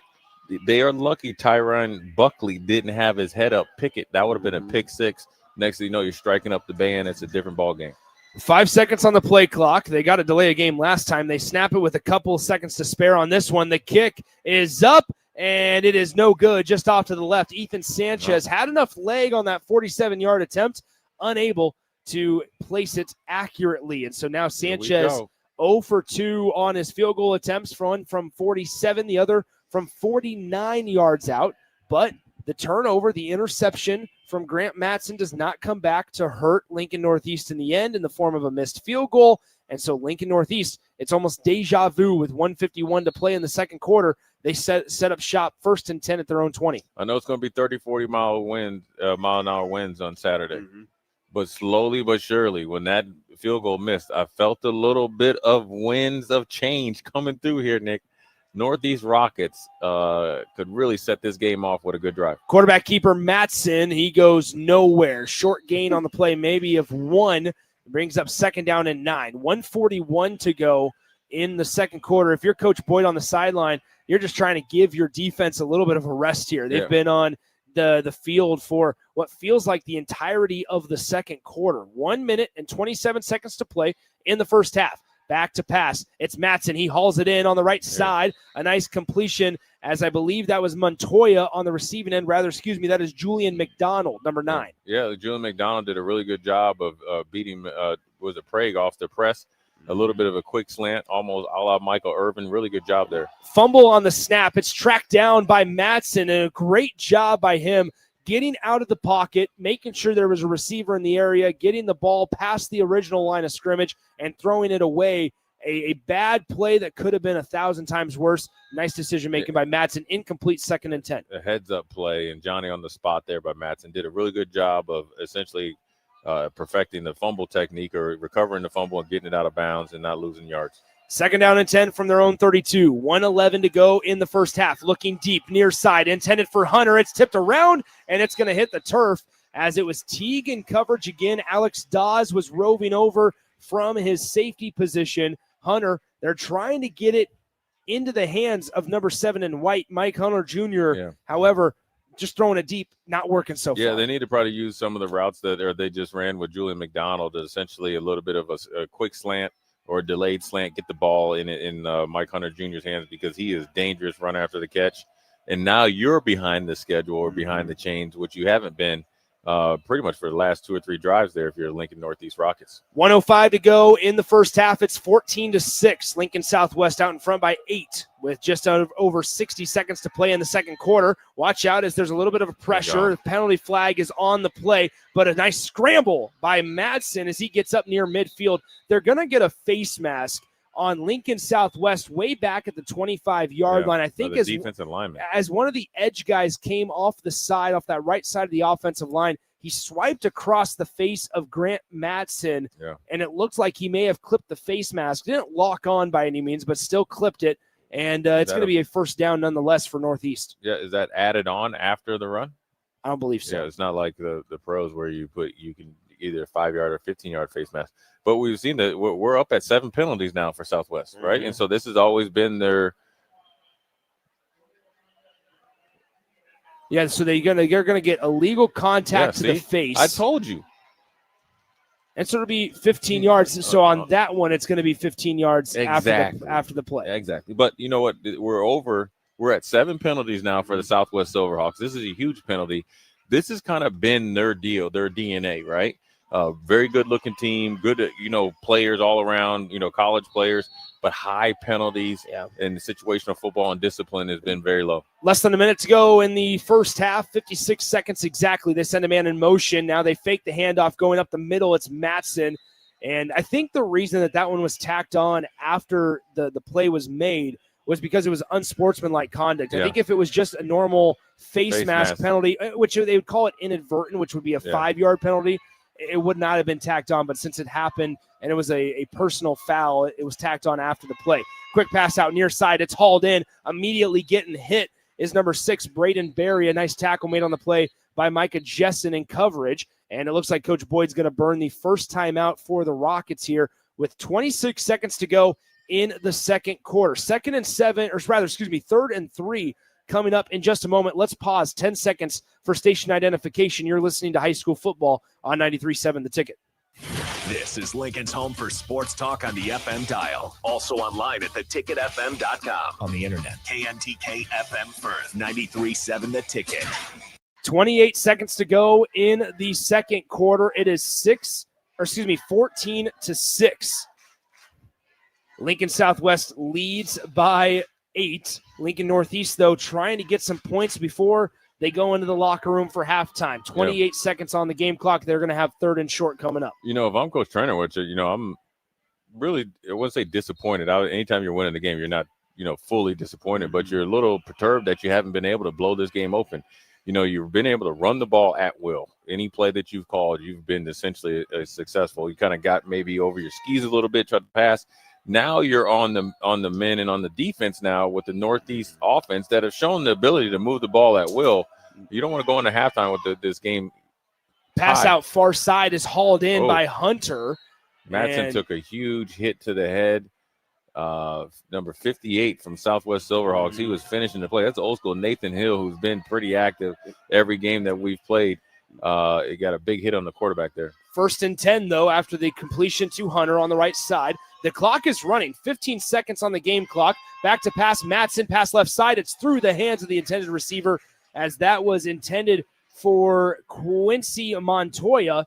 And with 11 showing on the game clock, it's 2nd down and 10 from the 25. Surprised to not see Coach Boyd call his second timeout, and still he would have had 1 remaining.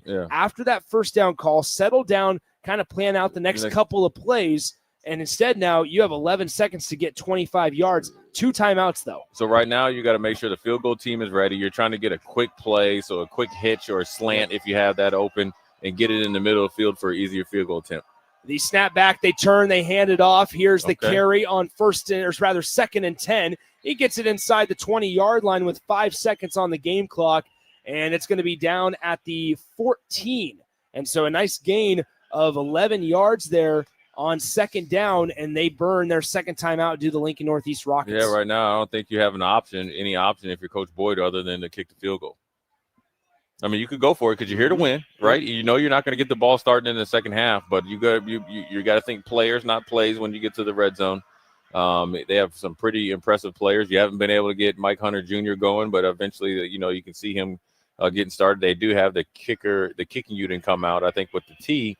But if you choose to go for it, you have Paulson, you have Matson, and then obviously you have Mike Hunter Jr. and you have Donaldson as well to potentially, or McDonald, excuse me, to create some space and get a touchdown. But I think they're going to try to take 3 points, go in at halftime with a win, I think, in their mind, a moral victory or whatever you want to call it, potentially going into halftime 14-9 with all the momentum over on the Rocket sideline. It'll be a 31-yard attempt for August Holstein. Holstein, the right-footed kicker, will kick it from the right hash as well. The holder is Zane Scully, the backup quarterback. A 31-yard attempt. The snap, the hold, the kick. It's a line drive, plenty of leg, but it doinks off the left upright. It's no good. And so that is how we will end the first half of play. Lincoln Northeast doinks it from 31 yards out. We'll step aside, send it back to our 93.7 The Ticket studios for the halftime show with Harrison Arns. It's 14-6 Lincoln Southwest here at the break. It's Nick Sainert, Jay Foreman here on 93.7 The Ticket. At Union Bank, people don't have your money. Your money has people. First home people, investment people, people who answer the phone and your chats, dream car people, dream retirement people, driving your dream car in your dream retirement people, small business people, credit card people, and all the other people you need. At Union Bank, our people help you do more than you dreamed possible. So stop in and say hello. We can't wait to see you. Union Bank and Trust. Member FDIC. Things that impair you come in many different shapes and sizes. Some are the shape of beer and liquor bottles. Others look like cigarettes but aren't cigarettes at all. These are the things we know impair us, the things our parents warned us about. What we're not always aware of is our new prescription, or the over-the-counter medicine we picked up just for allergies or a bad cold. See, it doesn't just matter how much of a substance you take. If you are impaired, driving is deceptively dangerous. Don't drive impaired. Paid for by the NDOT Highway Safety Office. If you're a homeowner or a business owner, you have a lot of projects, and no one has an unlimited budget or time. Sunbelt Rentals makes all jobs less stressful with no need to purchase large equipment or hire a crew. You can do it yourself with rentals and everything from aerators and power rakes for spring yard work to stump grinders, concrete mixers, tile saws, and more. Check out their inventory in Lincoln, north of Cornhusker Highway on 56th Street, or online at sunbeltrentals.com. Big box stores are tempting for buying equipment for your high schooler in sports or for yourself in your sports leisures. But buying new is awfully expensive. Why not go somewhere with new and used options? Play It Again Sports has quality, slightly to gently used equipment, and 50% of their inventory is actually new equipment. And it's more than baseball, softball, and golf. They also have equipment for disc golf, fitness, hockey, and more. Plus, they're always buying products. Bring your gear you're done with and get trade money on the spot. Play It Again Sports at 48th and Vine. At Jimmy John's, we don't make sandwiches. We make the sandwich of sandwiches. We use fresh veggies because we don't hate salads. We just feel bad for them. We make our sandwiches exactly how you want because you're the one who's eating it. And we bake bread all day, every day because stale bread isn't bread. It's croutons. Sandwich history is written by the victors. Good thing we have legible handwriting. Jimmy John's, the sandwich of sandwiches. Order pickup or delivery on the app. At Doane University, we build leaders, and that means your success and achievements come first. Now is the time to get a glimpse into living and learning at Doane University through a personalized in-person or virtual visit. We know once you experience Doane, you'll see why it's a place where you can achieve your goals and shape your future. Schedule your personal campus visit today at doan.edu/visit. Welcome back to high school football on 93.7 The Ticket and theticketfm.com.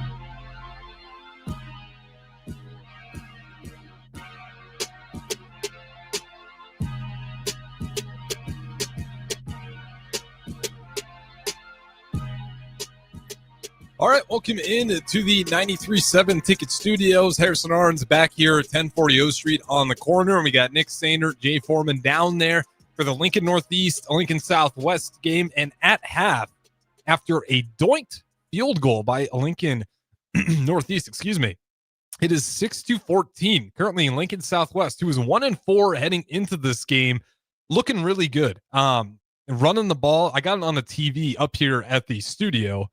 And the thing that sticks out is those guys are just running the ball better than anybody can stop it for Lincoln Northeast right now. And it's not just the first string running back or the second string running back. It's all three guys putting in work right now. So right now, the biggest issue for Lincoln Northeast, especially in a game like this, can you stop the run?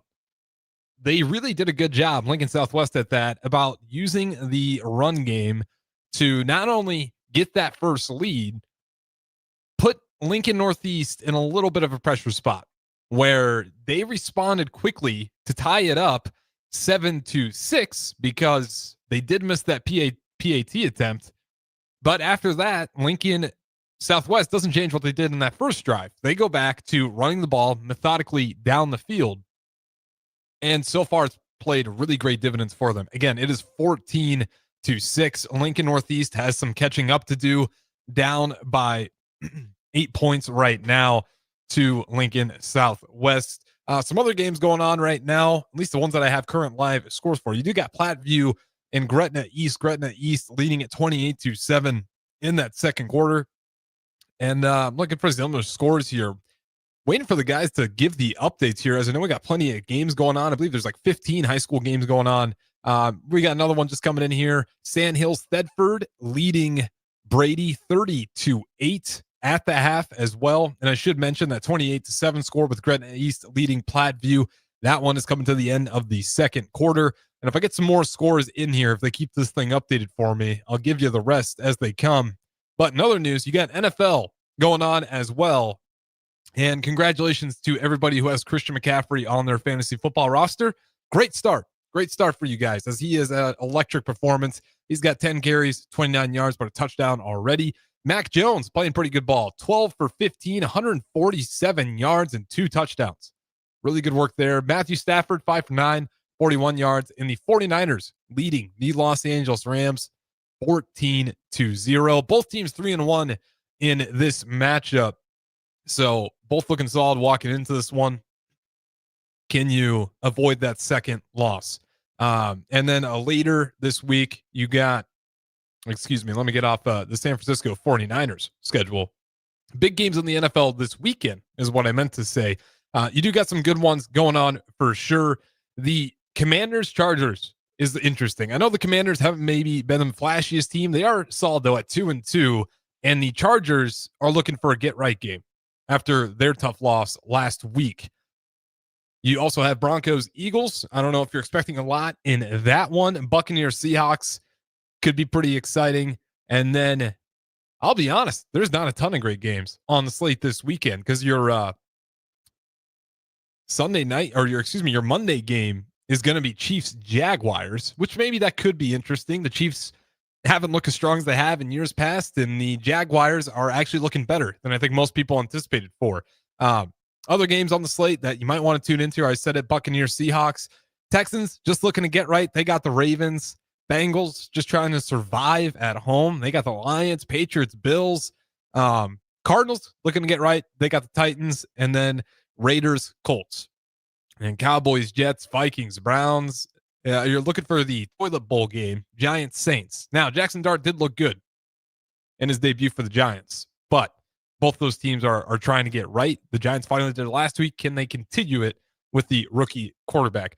With that being said, one final time for your scores here. Again, at the end of halftime, Lincoln Northeast down by 8 points. Lincoln Southwest leading 14-6.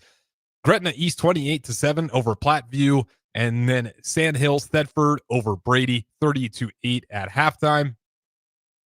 See if I get any more scores here before I send you guys to the other side. Does not look like it. All right, so hopefully next time that I get another break in here, I can give you guys some more high school football scores. But nonetheless, those are the 3 games sitting right there, and a little bit of the NFL slate. And the San Francisco 49ers currently leading the Rams 14-0 with about 2 minutes left to go in the first half. With that being said, I'll go ahead and throw it to another break here. On the other side, at about 8:20, should be joined by Nick Stannard and Jay Foreman. So don't go anywhere. Those guys will join you next. Your projects? Look no further than Edward Stone, the MVP of natural stone for over 2 decades. Edward Stone is cranking out over 30,000 square feet every week and offers a winning lineup of over 70 quality natural veneer stone selections. Their unbeatable variety and experienced team will ensure your project is a success, whether it's a home renovation or a commercial build. And hey, they're not just about stone. They've got an all-star lineup of fireplaces, cast stone, brick, and much more. Swing by one of their locations in Lincoln or Omaha today and experience the Edward Stone difference, your reliable choice for over 20 years. With UBT, you've got total control over your money. Like Doug, who runs his game day tailgate like a well-oiled machine. I got burgers, brats, chicken, dogs, Sounds good. plus all the fixins. And with the UBT Go app, I can track my food spending from anywhere. Pro move. They don't call me Grill Sergeant for nothing. No matter your goals, UBT helps you feel good about reaching them. Union Bank and Trust, member FDIC. Things that impair you come in many different shapes and sizes. Some are the shape of beer and liquor bottles. Others look like cigarettes but aren't cigarettes at all. These are the things we know impair us, the things our parents warned us about. What we're not always aware of is our new prescription, or the over-the-counter medicine we picked up just for allergies or a bad cold. See, it doesn't just matter how much of a substance you take. If you are impaired, driving is deceptively dangerous. Don't drive impaired. Paid for by the NDOT Highway Safety Office. At Jimmy John's, we don't make sandwiches. We make the sandwich of sandwiches. We use fresh veggies because we don't hate salads. We just feel bad for them. We make our sandwiches exactly how you want because you're the one who's eating it. And we bake bread all day, every day because stale bread isn't bread. It's croutons. Sandwich history is written by the victors. Good thing we have legible handwriting. Jimmy John's, the sandwich of sandwiches. Order pickup or delivery on the app. If you're a homeowner or a business owner, you have a lot of projects, and no one has an unlimited budget or time. Sunbelt Rentals makes all jobs less stressful with no need to purchase large equipment or hire a crew. You can do it yourself with rentals and everything from aerators and power rakes for spring yard work to stump grinders, concrete mixers, tile saws, and more. Check out their inventory in Lincoln, north of Cornhusker Highway on 56th Street, or online at sunbeltrentals.com. A business's phone is the lifeline to its customers and potential clients. That's why it's so important that you can take calls seamlessly from anywhere, whether you're on the road or in the office. Hamilton Business Technologies can help ensure your phone rings wherever you are. We can equip your headquarters and any of its locations with the right tools for smooth, professional call handling. As the official business IT partner of the Huskers, we know how to keep Nebraska businesses connected. Learn more at hamiltonisbusiness.com. Your possibilities are endless at Doane University. Rooted in liberal arts, you can choose from undergraduate and graduate programs, all delivering real-world experience. At Doane University, we take a personal approach to education, giving you the guidance you need to own your future. It's not just our long history of innovative learning, it's the feeling of being surrounded by possibilities that makes us different. Now is your time. Apply today at doane.edu/apply. Things that impair you come in many different shapes and sizes. Some are the shape of beer and liquor bottles. Others look like cigarettes but aren't cigarettes at all. These are the things we know impair us, the things our parents warned us about. What we're not always aware of is our new prescription, or the over-the-counter medicine we picked up just for allergies or a bad cold. See, it doesn't just matter how much of a substance you take. If you are impaired, driving is deceptively dangerous. Don't drive impaired. Paid for by the NDOT Highway Safety Office. Big box stores are tempting for buying equipment for your high schooler in sports or for yourself in your sports leisures. But buying new is awfully expensive. Why not go somewhere with new and used options? Play It Again Sports is quality, slightly to gently used equipment, and 50% of their inventory is actually new equipment. And it's more than baseball, softball, and golf. They also have equipment for disc golf, fitness, hockey, and more. Plus, they're always buying products. Bring your gear you're done with and get trade money on the spot. Play It Again Sports at 48th and Vine. Welcome back to high school football on 93.7 The Ticket and theticketfm.com.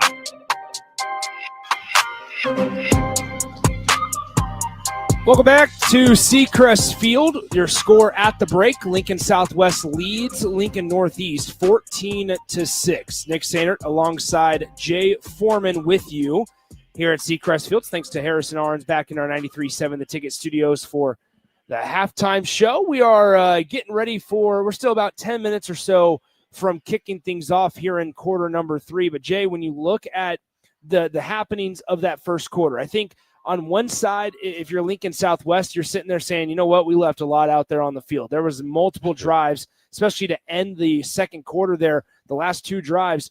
They got it inside the 10-yard line, and then multiple penalty flags and consistent penalties against you on offense backed it up to where you had to attempt a 49-yard field goal. You missed that one wide left, and then you get an interception on the second play of the Northeast drive, and you say, okay, cool, we're back into it. No harm, no foul. We're right where we attempted the initial field goal attempt, but then more penalties back you up, and you have to attempt a 47-yard field goal, and you missed that one just a little bit to the left as well. And then on the Northeast side, to end the first half, you miss and you doink a 31-yard field goal attempt. I mean, there's been missed opportunities after missed opportunities, and a little bit of it has been because of bad football, but also just here we are. It's still a one-possession game if you're the Rockets. Yeah, it's more than missed opportunities. It's a missed opportunity to mature as a football team or show that you've made some progress, here when you're looking at the 5th, 6th game of the season, as far as, you want to cut down on the penalties, which you have not done. You have 8 penalties in the first half. And some were, could have been detrimental if you were playing against a more game or more opportunistic opponent. When you have the last 2 drives, you were 1st and 30 and 1st and 25, and they led to 2 missed opportunities to not only get field goal attempts, which you missed both of them, but touchdowns when you've been able to run the ball essentially at will. I think sometimes when you run the ball with as much ease as Southwest has been able to do, you say, oh, we can always do it. But you went to a passing attack probably too much because you got a little bit too cute. And, so now, when you start on a high, the first 2 drives and really looked like the old, Washington Redskins from yesteryears and so forth and so on. Now you're at halftime, not really coming down hard on them about the score, but more the execution. You're up by 8, so all is not lost, but you should be up by maybe 18, 21 points. Now, on the flip side, if I'm Coach Boyd, I'm looking at ourselves as, listen, we got to do one thing and one thing only. Play better, just a little bit better on defense, and then we have to execute at a little bit higher rate on offense, and we can come back and win this game. I think when you look at it, once again, your score at the break, 14-6 in favor of Lincoln Southwest over Lincoln Northeast. Lincoln Southwest 1-4 on the year. Lincoln Northeast 4-1 overall on the season. Both these teams kind of had a flip-flop of a start. Lincoln Southwest starts 0-4. They win last week. Lincoln Northeast started out 4-0. They lost last week as well. When you look at these two sides, though, let's talk a little bit about Lincoln Southwest, because when they've been able to run the ball so strong and so dominant through those first 2 quarters, when they tried to throw the ball, it didn't look good. It looked choppy. It looked it was unsuccessful more times than not. In the second half here, if Lincoln Northeast can come out, get a stop, and potentially tie this ball game, you're forcing Lincoln Southwest to potentially play right into the Rockets' hands and say, you got to throw the ball, you got to throw the ball, which is something that it's obvious. Grant Tranowitz and his squad does not want to do. Yeah, they don't have any confidence in their passing game with Thatcher Shelton. And they do have skill position guys, or at least they've shown in Dawes and other guys, and Evan Robinson, the ability to get open. The accuracy isn't there. So if I'm Northeast, I'm trying to get a stop, get the ball, get some points, put the pressure on Southwest. because it seems like when the pressure starts to mount with the Southwest Silverhawks, they've continued to literally stymie themselves. When you have 8 penalties and a couple huge penalties in the first half, that either is a lack of discipline or a lack of attention to detail or a little bit of both, and not doing the things you need to do during the week to put yourself in a position to not only win this game, dominate this game. When you're trying to get your second win of the season, this isn't 2 4-1 teams battling it out to see who could, take over first place here in Lincoln. You're 1-4 in Northeast is 4-1. They have that winning feeling. And to be honest with you, Nick, Northeast looks like the more disciplined team. They look like at times, the more strategically apt team, more up to snuff as far as their game plan. They've done everything they wanted to do after that first drive offensively. They've made adjustment to how they're going to attack Southwest. They just haven't executed when they need to, and that's a crucial 4th down on turnover and downs. And then obviously, the miscommunication twice with Mike Hunter Jr. and Matson, the quarterback. Yeah, I feel like that's a big area for Northeast in the second half. You got to figure out a way to get Mike Hunter Jr. involved. He's a guy that has over 20 catches on the season, has over 350 receiving yards, 6 touchdowns to lead your team in the receiving game. And he's been relatively quiet, 1 catch through 2 quarters of play there. And it's kind of one of those things where you got to get the ball in the hands of your playmakers, in the hands of your stars. And that's one thing Northeast has struggled to do because of miscommunication. That's something maybe you draw up on the sideline if you're Coach Boyd. But also, if you're Grant Matson, the quarterback, you got to figure out, how do I get the ball in the hands of our best guys on offense? Yeah, and that's the number one thing. Probably the number one thing is how to get the ball into Mike Hunter's hands. Number 2 is, what do we have to do defensively to slow down this run game, because you have to project that Southwest is going to crank it up again. Yeah. And so more importantly, I think you can run some mesh routes with Mike Hunter Jr. so you don't put him in harm's way as far as getting off jams.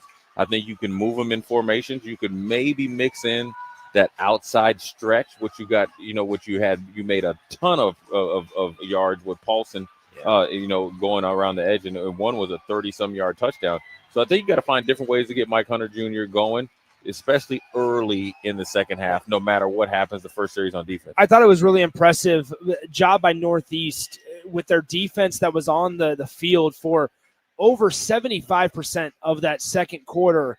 They continued to bend. Yes, they did, and they were struggling to stop the running attack of Lincoln Southwest, and probably without the penalties, this score would be a little bit different and in greater favor of Lincoln Southwest. However, Lincoln Northeast, they have a lot of guys that play both ways, especially their running back linebacker, Caleb Polson, is one of those that he's going to need to really step up. He's going to have his number called quite a bit in the second half. I thought Northeast did a good enough job, though, saying, okay, we understand if you're if you're the Rockets defense, you were out there for a long time. That was a much-needed break and breather in that locker room. Yeah, and actually we were commenting how long halftime was. It actually works out for Northeast. And Northeast not only has Paulson going both ways, so they had to use some of their offensive linemen in their defensive line roles to give their starting defensive line a little bit of a break.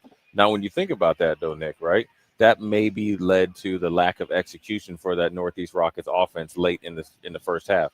So now, if I'm Coach Boyd, I'm really focusing on the defense, because I feel like with the rest and a better game plan coming out defensively, and then obviously Mike Hunter being a priority to get the ball to without overextending ourselves, I think we can win this game. With a long play. They obviously feel they can throw the ball over the head of the Southwest Silverhawks defensive backs. But the one thing I also want to say, Nick, right, the last field goal attempt was like a hooded 6-iron. I see the kicker right now for Northeast is out here kicking right now. He is struggling right now going into the south end. Oh, that was a good kick there, trying to get some height on his kicks. He had a real good kick right there, so he's trying to make some adjustments. So it also lets you know as well, Coach Boyd is planning for this to come down to one possession, and so now it's up to the players to execute it. Let's take a break. We'll come back in 90 seconds with kickoff between Lincoln Southwest and Lincoln Northeast. The second half right around the corner, and in a one-possession ball game here on 93.7 The Ticket. Rashawn Jackson here for Bauer Underground, who has been serving local contractors and utility contractors all across the state since 1997. When you see the black and white trucks, you know the baddest dudes in the business have arrived. Bauer is currently looking for equipment operators, laborers, diesel mechanics, and aerial linemen. Join the brotherhood built on hard work, authentic people, and pedigree of success. Bauer, a family-friendly company who reminds you, go Big Red! With UBT, you've got total control over your money. Like Doug, who runs his game day tailgate like a well-oiled machine. I got burgers, brats, chicken, dogs, plus all the fixins. And with the UBT Go app, I can track my food spending from anywhere. Pro move. They don't call me Grill Sergeant for nothing. No matter your goals, UBT helps you feel good about reaching them. Union Bank and Trust, member FDIC. At Jimmy John's, we don't make sandwiches. We make the sandwich of sandwiches. We use fresh veggies because we don't hate salads. We just feel bad for them. We make our sandwiches exactly how you want because you're the one who's eating it. And we bake bread all day, every day because stale bread isn't bread. It's croutons. Sandwich history is written by the victors. Good thing we have legible handwriting. Jimmy John's, the sandwich of sandwiches. Order pickup or delivery on the app. Welcome back to high school football on 93.7 The Ticket and theticketfm.com. It is time for the start of the second half here at Seacrest Field. Nick Sainert alongside the Husker Hall of Famer Jay Foreman, as it is Lincoln Southwest, an 8-point lead against Lincoln Northeast here at Seacrest on a Thursday night of Week 6 high school football action. As it's a beautiful, little still warm night. Jay, I know you're wanting to have it turn full fall weather, but not just yet. No. This is good. We're open. We got. You're not AC. a cold weather guy. Yeah, we got AC going on right now, so it's all good in the hood. You got the hair on top though. You're going to stay a little warmer this winter than normal. Yeah, it's called proper planning leads to excellent execution. Nick. You know. How long you been working on that? Is that about 6 months? No. Yes, it's a couple months. It's taken a while. It's just look. If this is your way of saying you like it, that's fine. I do. I don't mind it. Yeah. I know there's haters out there, Jay. But that's life, though. But that's life. That's life. When people are hating on you doing something good. Yeah. Now what it's got a good mix of color. The color is knowledge. Actually, the color looks more like the Northeast Rockets right now. That's true. Too much white with not enough black. All right, so Northeast ready to kick things off to start quarter number 3. The Rockets trail by 8. They kick it short. And it's going to be a fair catch signaled for Lincoln Southwest. A little bit of a panic by the up back. He signaled for the fair catch and then didn't know if he needed to kneel it down or just if a fair catch was going to suffice. Yeah. He ended up doing both just for good measure. Yeah, good job there by Matt Schwager because he was about to take one oops upside the head. He wanted to cover all bases. He didn't want to take unnecessary hit. But also I think it's a strategic move. We've seen this by Coach Boyd. He's kind of going a pooch kick. Yeah. To give Southwest less yardage to eat up the clock. And so he knows there's some deficiencies with his defense.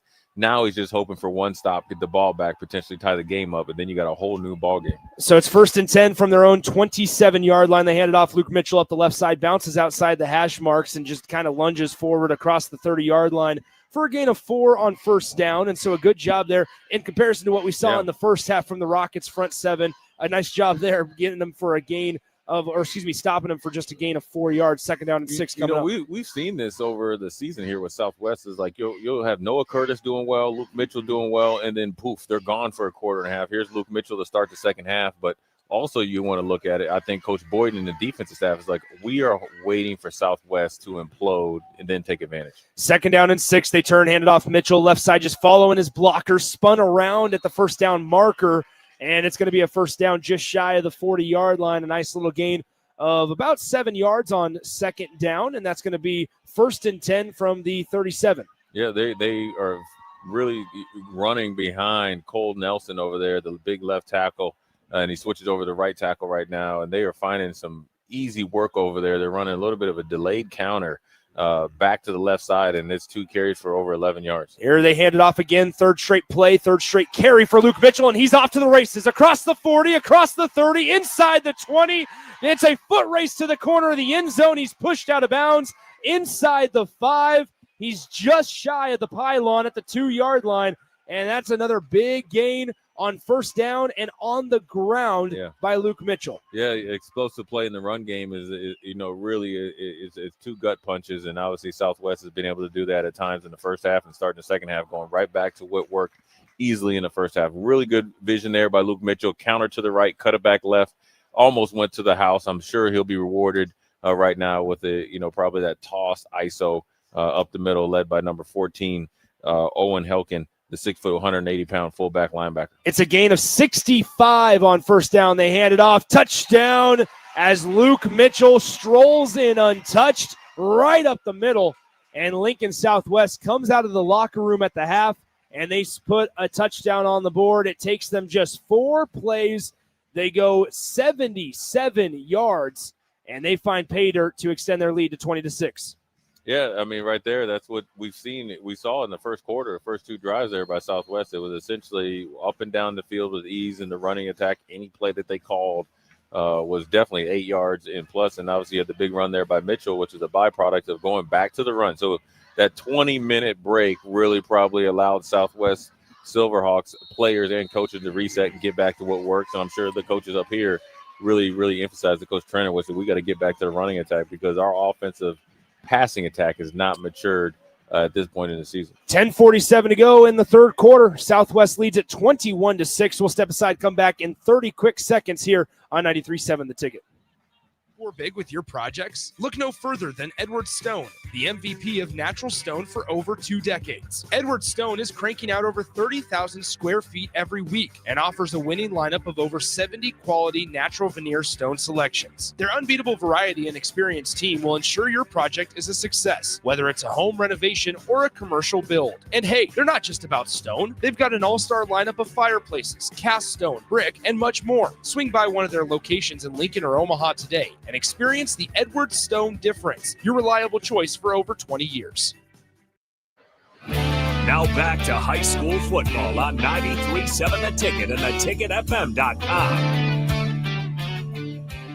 Jay Foreman alongside Nick Sainert here as we are live from Seacrest Field on a Thursday evening. Thanks for joining us wherever you get your high school and 93.7 The Ticket content, whether it's on the FM dial, the mobile app that, by the way, works anywhere, or the Starter Hammond Jewelers live video stream, Facebook, YouTube, Twitter, and Allo Cable Channel 961. Appreciate you guys reaching out and listening wherever you may be spending your Thursday evening. Lincoln Southwest, it takes them 4 plays is all to find the end zone here in the third quarter. They lead it now 21-6 with 10 minutes and 47 seconds to go in the third quarter. This kickoff going to be returned this time by Hunter as he tries to skirt around some traffic in the center of the field, and he barrels his way across the 25-yard line and down just shy of the 28, and that is where we get to see Grant Matson and the rest of the Rockets offense for the first time here in the third. Yeah, if I'm Coach Boyd, I'm preaching no panic. We've actually been in this position before. I think Southwest scored maybe in 6 plays in the first drive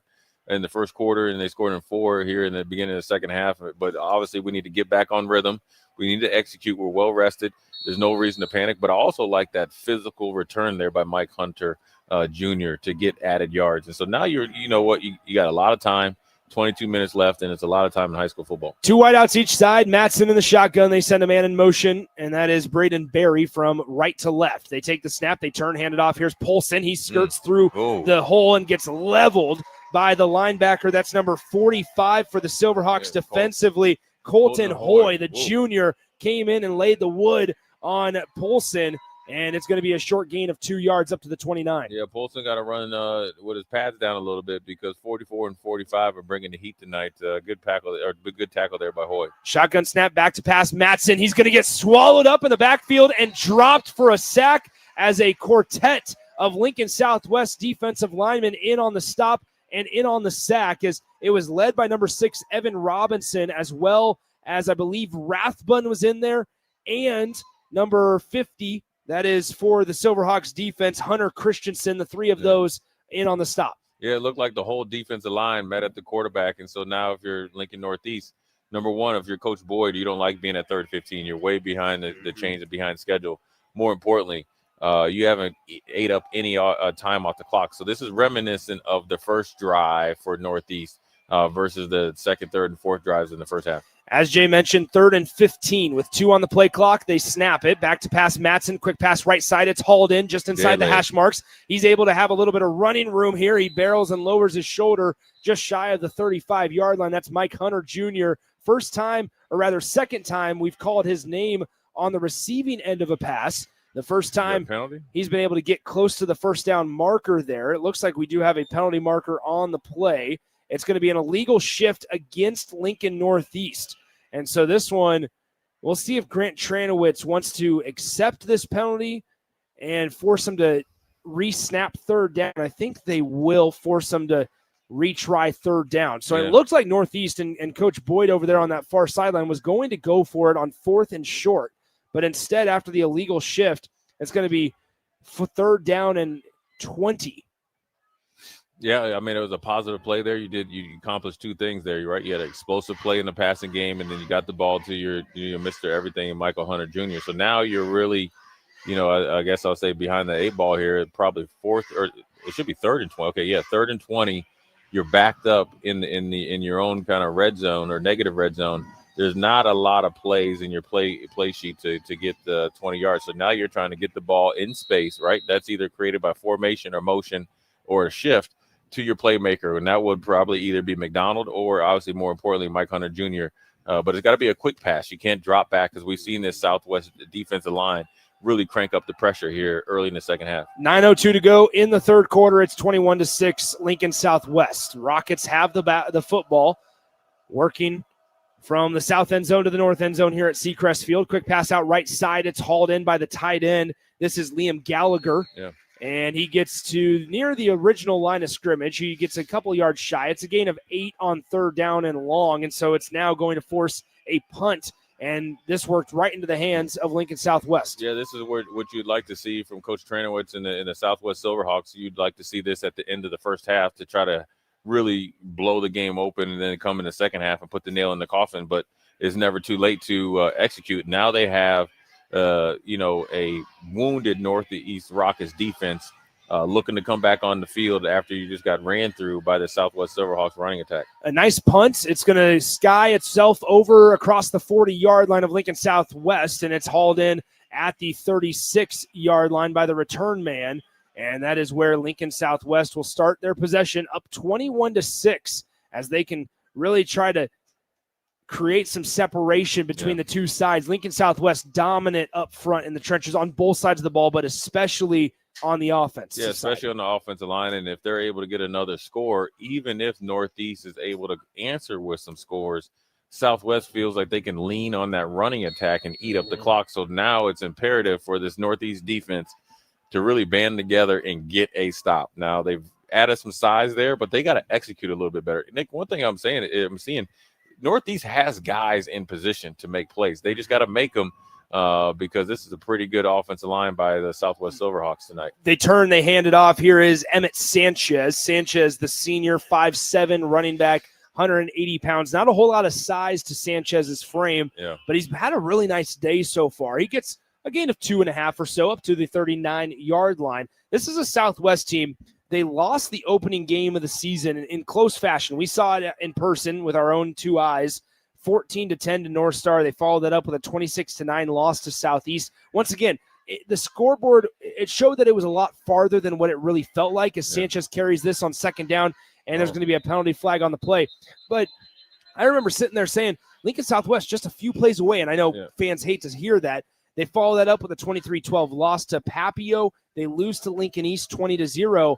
This Southwest team starts 0-4. They win dominantly South Sioux City 56-0 last week. Here, if they can create some separation going into the last 3 games of the season, of the regular season, you can start to build a little momentum. Yeah, but build the momentum and potentially get into the playoffs with a winning record, right? Or, close to it, an even Steven record. And so it's a very gettable, part of the schedule. And even though they have a slow start, they're starting to show some life here as far as what they're doing is running the ball and executing. And now they just need to get some sort of passing game going because on both lines, the offensive defensive line, they are very competitive with, size, weight, strength, and in depth as well. And so now you're looking at the quarterback position, running back position. You have a 4-headed monster there in multiple skill sets. So now you got to find your identity out on the edges as far as Shelton in the passing attack. Shelton hands it off. Here's Emmett Sanchez again, barrels his way off of some tacklers, and then it gets inside the 15-yard line.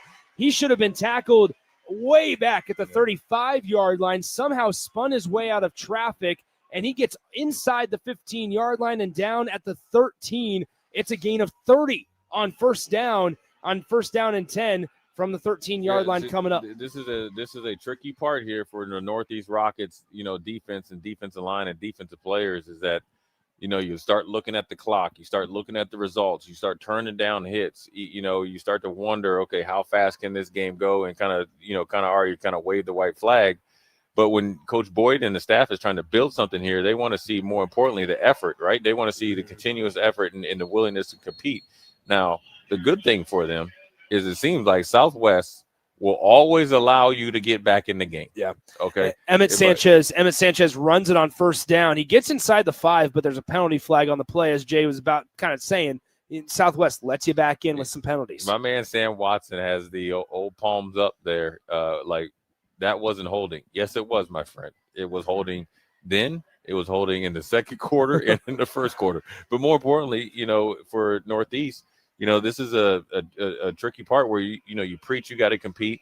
You have a little bit lower numbers and you don't have as much depth as the Southwest Silverhawks have on their sideline, but you want to make a point in encouraging the guys and demanding effort to the very end. A little under halfway through the third quarter, it's 21-6. Lincoln Southwest, they line up I-formation toss. Emmett Sanchez right up the middle, has a lot of running room, just runs over a tackler, gets back to the original line of scrimmage, and then a little extra as well for good measure inside the 15 and down at the 12. That's a gain of 11 on the first down carry, and it'll bring up second down and 9. Yeah, I mean, they can always go. Southwest has showed you they can always go back to the run. I mean, you got Luke Mitchell, I guess, taking a quarter off here after a 60-some-yard run. You turn it over to Emmett Sanchez. Noah Curtis hasn't gotten a lot of carries but been very productive. And so when you can turn it to a senior, a 5'7", 180-pound senior that runs behind his pads, you feel very comfortable if you're Coach Trenowich that you can lean on your run game. I-formation, back to pass Shelton, looking left side, trying to throw it to the end zone, and it's well out of reach for the intended receiver, number 25, Kevin Richardson.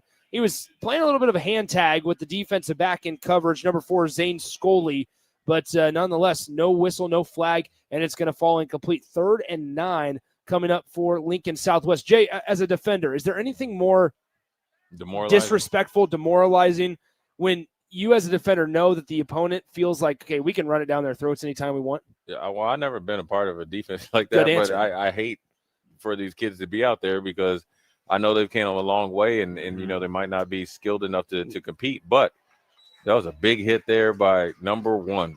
He bringing the funk. Tyron Buckley, let him know he's still in the building, but now you have Southwest Silverhawks here. It's 4th and short, and they're bringing on the field goal unit. See, listen, this is the mentality of like, okay, we call it playing with your food, right? And that means you sometimes get a little bit overconfident in what you can do because when you're trying to set the tone or reset your season, scoring touchdowns has to be paramount, right? Being physical has to be what you lean on, and that's the best thing you've been doing tonight. In the last 2, a fumble on the snap to the field goal kicker, and it's going to be either way. If it's recovered by Southwest, it is going to be a turnover on downs. If it's recovered by Northeast, great. They take over 1st and 10 nonetheless. And so to your point, Jay, go ahead and finish that point as it's going to be Northeast football. Lincoln Southwest gets no points out of it. So when you start out 0-4, you and then you get a big victory of 56-0, you want to make sure you I call it compound interest, right? Keep adding to it, right? You want to add to the good feeling. That's execution, that's touchdowns, and they were at times or have been at times tonight to beat Northeast up physically. You want to do it all game long because you want to really infuse that mentality into your team, and then when you start passing, playing with your food, now you have a missed snap. You already missed 2 field goals. Sometimes being too cute might not come back to bite you in this game. It might be in the future. 5:07 to go as Northeast takes over 1st and 10 at their own 13-yard line after the fumble on the snap to the field goal unit. And now Northeast takes over 1st and 10. They turn, keep it with the quarterback. Here is Matson. Matson up the left side, cuts inside the numbers, now bounces outside, just past the 20-yard line he goes, and it's a gain of 7 on 1st and 10, makes it 2nd down and 3 coming up. Well, now here we are now, right, where you got Northeast and Coach Boyd. They feel like they're on the attack now. You have I think a Southwest defender, number 62, Chris Brizzo, the 5'9", 200-pound interior defensive lineman. I think has a little bit of case of the cramps. But now if you're Coach Boyd, I'm really, I guess I'm not excited by our defensive performance, right? We probably give it up it seems like 500 yards rushing. But I'm excited for our defense to take advantage of the opportunities and the mistakes that Southwest Silverhawks have given us. What I'm a little disappointed in, or what I'm not disappointed, what I'm going to really try to infuse some energy into is this offense, right? You're getting a free timeout now by the injury. And then let's start to get some points, because that second drive, they went through that defense like Swiss cheese. The third drive they did just stymied themselves. And the fourth drive, they were making some hay. And the fifth one, Nick, they just threw it up for grabs on a miscommunication. So there wasn't any time that you come off the sideline that, besides the previous drive, felt like you've been stopped. And so now you got to get back into execution mode and try to score some points. 4 minutes, 29 seconds to play in the third quarter. It's 21-6. Northeast with the football, trailing by 15, and a sack made on the play by Evan Robinson. He came around the right side of that offensive line and tackled Matson from behind. It's another sack for this dominant Southwest front tonight, and it backs it up, a loss of 6 on the play to make it 3rd and 8 coming up from their own 17-yard line. A little bit of a different offensive philosophies came back to, hurt Northeast, where they were going with short, controlled passing game, timing passing routes when they were able to move the ball effectively in the first half. Now they're trying to get deeper routes, which then allows this defense line from Southwest Silverhawks to really crank up the pressure. On 3rd down, they hand it off to Polson, and he goes nowhere. No gain on the play to bring up, once again, 4th down and 8.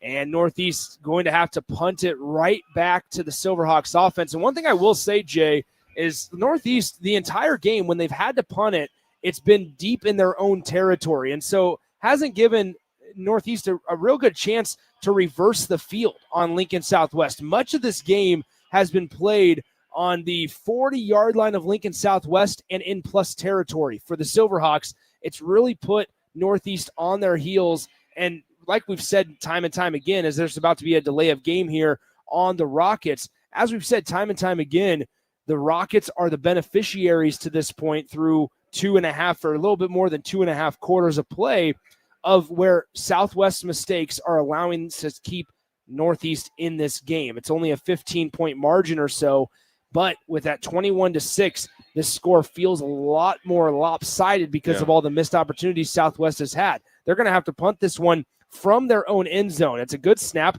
The punt is away. It is a good punt, but it's going to be very good field position here as Sanchez catches this one for Southwest on the plus side of the 40-yard line. At the 39-yard line is where Lincoln Southwest will set up on the Rockets' 39-yard line, I should say, 1st and 10. Yeah, this is probably not what you want after a mishap on the field goal attempt there by Southwest if you're Coach Boyd. More importantly, on that 3rd down play, I know Paulson has been able to make some hay, but you haven't set up that inside or actually outside stretch play very, very effectively. So that wasn't probably the best play call. I would have probably liked to see you try to get the ball to McDonald or obviously Mike Hunter Jr. isolated, or maybe finding a dead spot in the zone. But more importantly, you would have gave your defense more opportunity to rest, because you got 2 or 3 yards on that running game or on that run play. Yep. It's no different than where you passed it or punted it from. Here's Thatcher Shelton. Thatcher Shelton up the left side in between the hash marks and the numbers. And he gets a big gain for a 1st down up across the 25-yard line and down at the 24. It's a gain of 16 on 1st down with 2:43 to play in this 3rd quarter. Yeah, you're just waiting for the clock to keep running here, if you're Southwest, right? But more importantly, you want to get back to what you've been dominant at. That's running the ball. If you have 6 major run plays, every single one of them work. You can run them out of any formation. You can run them with any player. And he's a little bit getting lazy and a little bit overconfidence has really played down to Northeast defense's level. Noah Curtis with the carry on 1st and 10 from the Rockets' 23-yard line for the Lincoln Southwest offense. He goes nowhere. 2nd down and 10 coming up as we approach the 2-minute mark here in quarter number 3. It's 21-6. Lincoln Southwest on top of Lincoln Northeast. The Rockets on the season 4-1 overall, while the Silverhawks 1-4 overall. And Lincoln Southwest up by 15 here, right on the doorstep of the red zone. As they throw it left side, it's out of the reach for the intended receiver, Alex Dawes, and it falls incomplete. It'll be 3rd down and 10 coming up for the Silverhawks. Now, Nick, let me ask you this, right? Just last year, they had Ryan Manning as their quarterback, correct? 2 years ago. 2 years ago, Ryan Manning. And then the other young man just transferred to Waverly. Now you got Thatcher Shelton. The passing attack is not where it should be. What are some of the things you would like to see Southwest do in order to increase the passing yardage per game? Well, here you go. Big pass play as Thatcher Shelton completes it to Noah Curtis on the screenplay, and he jogs it in from 23 yards out for a touchdown. Lincoln Southwest has extended their lead 27-6 with 1:47 to go in the third quarter here. And, Jay, to answer your question, I think we saw a little bit of that. Thatcher Shelton, get him into a rhythm, nice, easy, quick passes for an offense that doesn't like to throw the ball. I talked to Grant Tranowitz before the season, and he said we want our identity to be run it down your throat. There's been a lot of simple run plays that have been successful tonight, so it's looked really good. But ultimately, in the passing game, quick, easy passes I think is an easy way to get Thatcher Shelton in rhythm. Yeah, I like it. I mean, some of it wasn't executed probably to the highest level early. The screen pass, obviously, you have a plethora of running backs, so you're going to have to really, major in those guys. Maybe, we saw a pass early in the game to the likes of Evan Robinson. But for them to really continue to make some noise, you're going to face better defensive teams and more physically imposing defensive teams. Nothing against Northeast Rockets later in the season. The running game won't come as easy. We've seen teams here, obviously, in Southeast and obviously East, being able to withstand the physicalness of this offensive line. So in order for them to counteract that, they're going to have a shorter and more importantly, an intermediate passing game.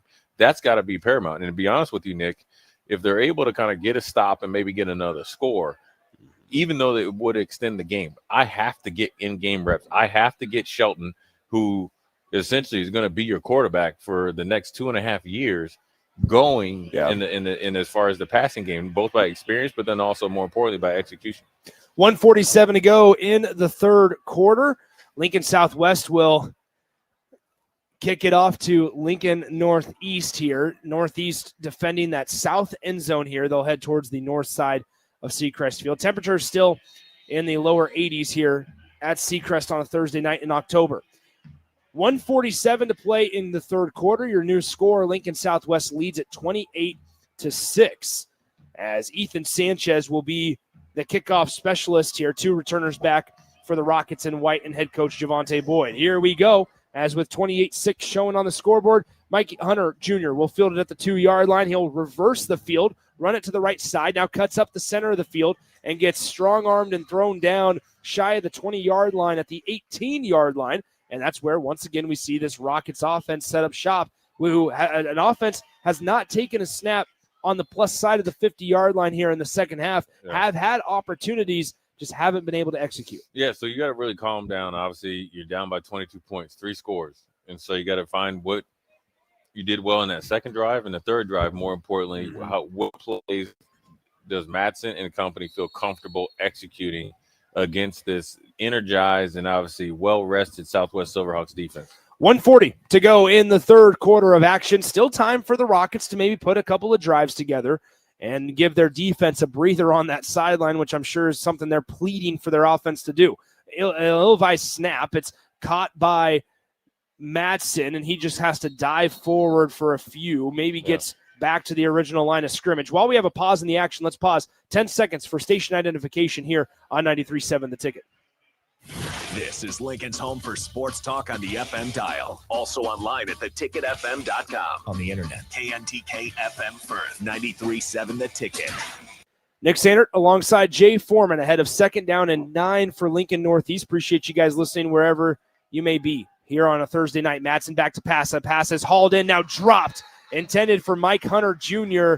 as he was cutting across the middle off the far right side of the field. Hauled it in for a moment, but then the hit by number 24, Zach Teague, jarred the ball loose, and with 1:04 remaining in the third quarter, it's now 3rd down and 9, and Northeast on the doorstep, almost and running the risk of having to potentially punt again. Yeah, this is not what you want here if you're Coach Boyd, and more importantly, this is exactly what you want if you're Coach Trenowich, right? You as much as we said they could have blown the game open the first half, it might work out the same. And now you have the Southwest Silverhawks defense just raining down on Matson, and so you didn't take.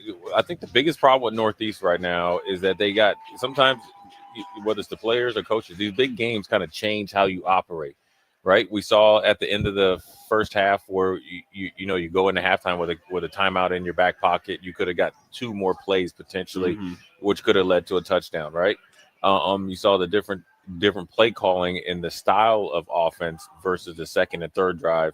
More importantly, significantly changed, which led to Southwest Silverhawks defense essentially meeting at the quarterback almost on every drop back. We mentioned deja vu. Northeast has to punt it from their own end zone again. The last time this one was fielded at the 39-yard line, and that's where they set up shop. Now a little bit of a better punt as this one fair caught at the 47-yard line of Lincoln Northeast. So Southwest will still get to start with the ball on the plus side of the 50 here as they lead it 28-6 over the Rockets. 13 seconds remaining here in the third quarter after the Silverhawks on 3rd down and 9 got a sack on the play to Matson.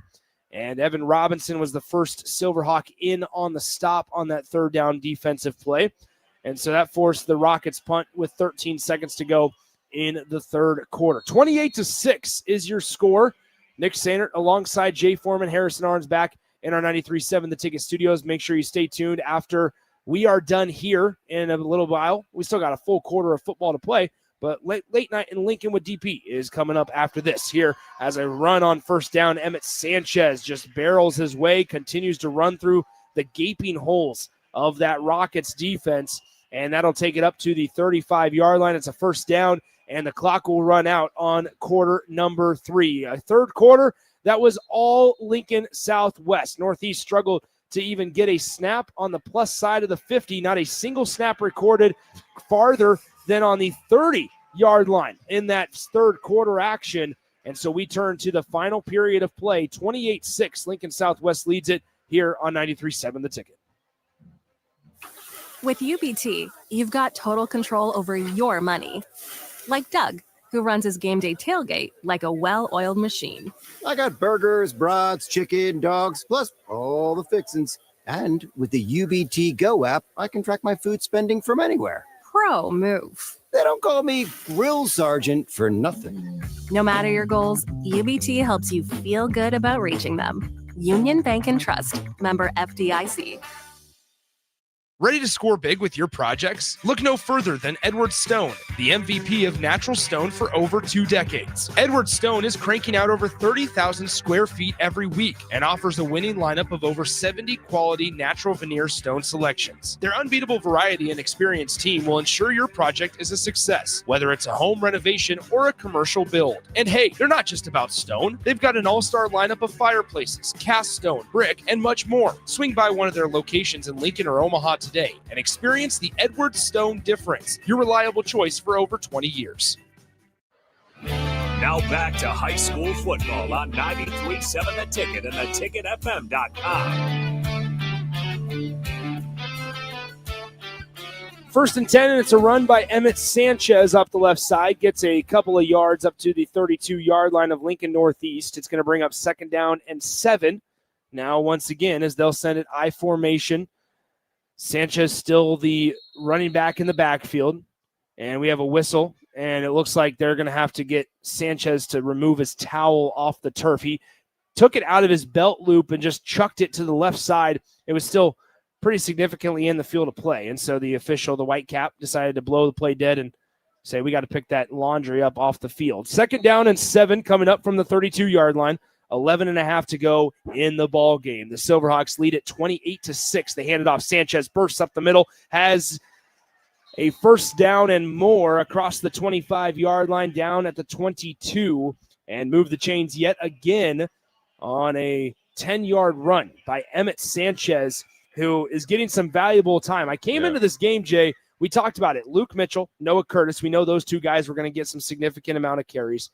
Cam Rakowski's somebody for Lincoln Southwest that's seen playing time. Well, now they're 4 deep. Emmett Sanchez getting some significant carries here in this one as well. It's 1st and 10 now at the 22-yard line. Here he is again. Emmett Sanchez up the left side. Big hole as he shakes and bakes his way through that Northeast defense. Number 11, Jarvis Lott on the stop. And that's another first down on the 11-yard carry. Yeah, Northeast Rockets are starting to move a little bit slower. Obviously, walking back to the huddle or the defense or to the line of scrimmage, hurting a little bit because this Southwest Silverhawks offensive line is executing at a high level, and they're extremely physical. More importantly, all 4 running backs have been running behind their pads, and you're seeing Emmett Sanchez do some dirt or do some damage, but more importantly, Rakowski, I think, got a little bit of a thigh bruise, so he's been out. But you saw Noah Curtis just had a 20-yard plus screen pass touchdown. Yeah. Luke Mitchell busted out for 60 yards. And then now you have Emmett Sanchez, 5'7", 180 pounds, the senior, getting this chance to really, put a nice cherry on the top of an early part of his senior year. He's well over 100 yards, and there's a lot of time left. There's only over 10 minutes left in the fourth quarter, and he's really running the ball well. 2nd down and 8, 10:02 to play in the ball game. Shelton fakes the handoff, rolls out to his right side, getting pressured. Thought about trying to chuck it towards the end zone, decides to tuck and run. Still on his feet. Touchdown, Thatcher Shelton. An athletic scramble and score for the Southwest sophomore as they continue to pile on the Lincoln Northeast Rockets. Shelton gave him the super dead leg pause, dead leg again, touchdown. He said, I got to get in on this running attack here. Really good job there by Thatcher Shelton, making something out of nothing. What more importantly, I like the decision-making, Nick, right? Something there when he broke outside of the pocket as he's starting to get confidence throwing the ball. He didn't force it anywhere. He tucked it, and then he was able to run it in for a touchdown. Big play there by the sophomore. 34-6, make it 35-6 as the Lincoln Southwest Silverhawks now lead by 29 points over the Lincoln Northeast Rockets. We'll step aside, come back in 30 seconds here on 93.7 The Ticket. Big box stores are tempting for buying equipment for your high schooler in sports or for yourself in your sports leisures. But buying new is awfully expensive. Why not go somewhere with new and used options? Play It Again Sports is quality, slightly to gently used equipment, and 50% of their inventory is actually new equipment. And it's more than baseball, softball, and golf. They also have equipment for disc golf, fitness, hockey, and more. Plus, they're always buying products. Bring your gear you're done with and get trade money on the spot. Play It Again Sports at 48th and Vine. Now back to high school football on 93.7 The Ticket and theticketfm.com.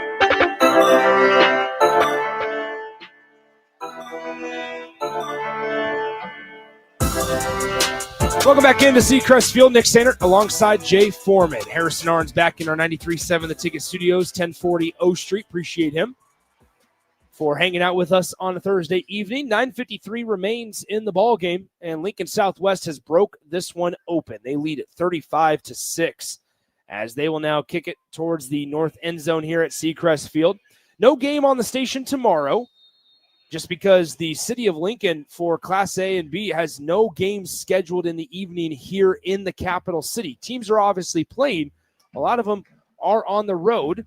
There is one afternoon game here at Seacrest Field, but we will be live from Cornhusker Bank tomorrow from 3 to 6. Jay Foreman, Austin Norman, the rest of the old school crew will all be live from Cornhusker Bank over on 84th and O. Where are you going to be at? I'm going to be at Cornhusker Bank on 84th and O as we have a return by Mike Hunter Jr. There's a penalty marker sitting at the 13-yard line, and so we'll see what this call is. I would imagine it's against the Rockets, and so as they initially have the ball at their own 19-yard line, it's going to be a 10-yard holding penalty charged to the Rockets. And so 10 yards from the spot of the foul, that's going to put the ball, if my math's not mistaken me, at the 3-yard line.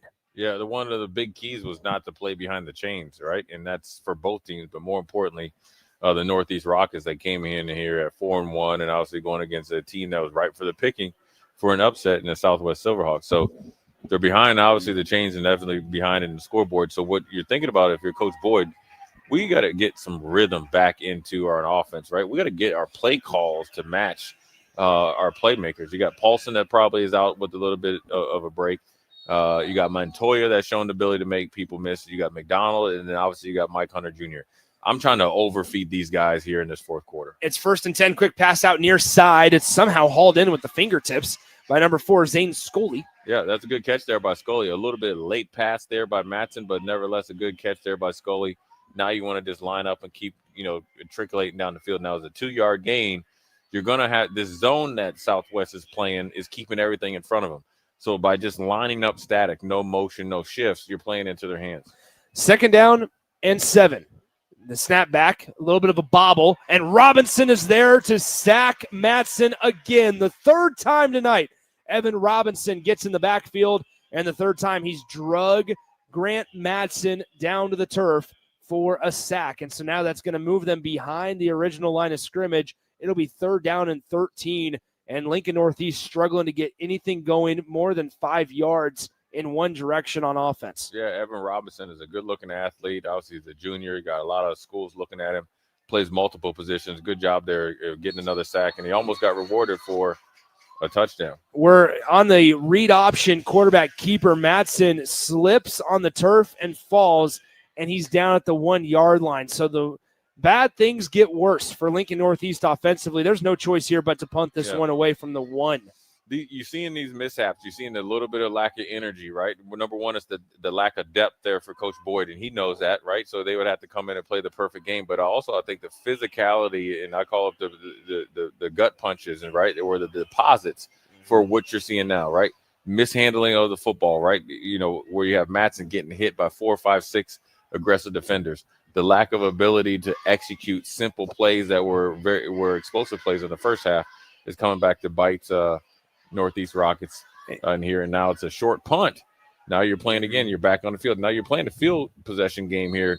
Coach Trenowich is doing a really good job. So he's blowing this game open by getting back to the basics and pinning Northeast into, in a disadvantaged position on the field.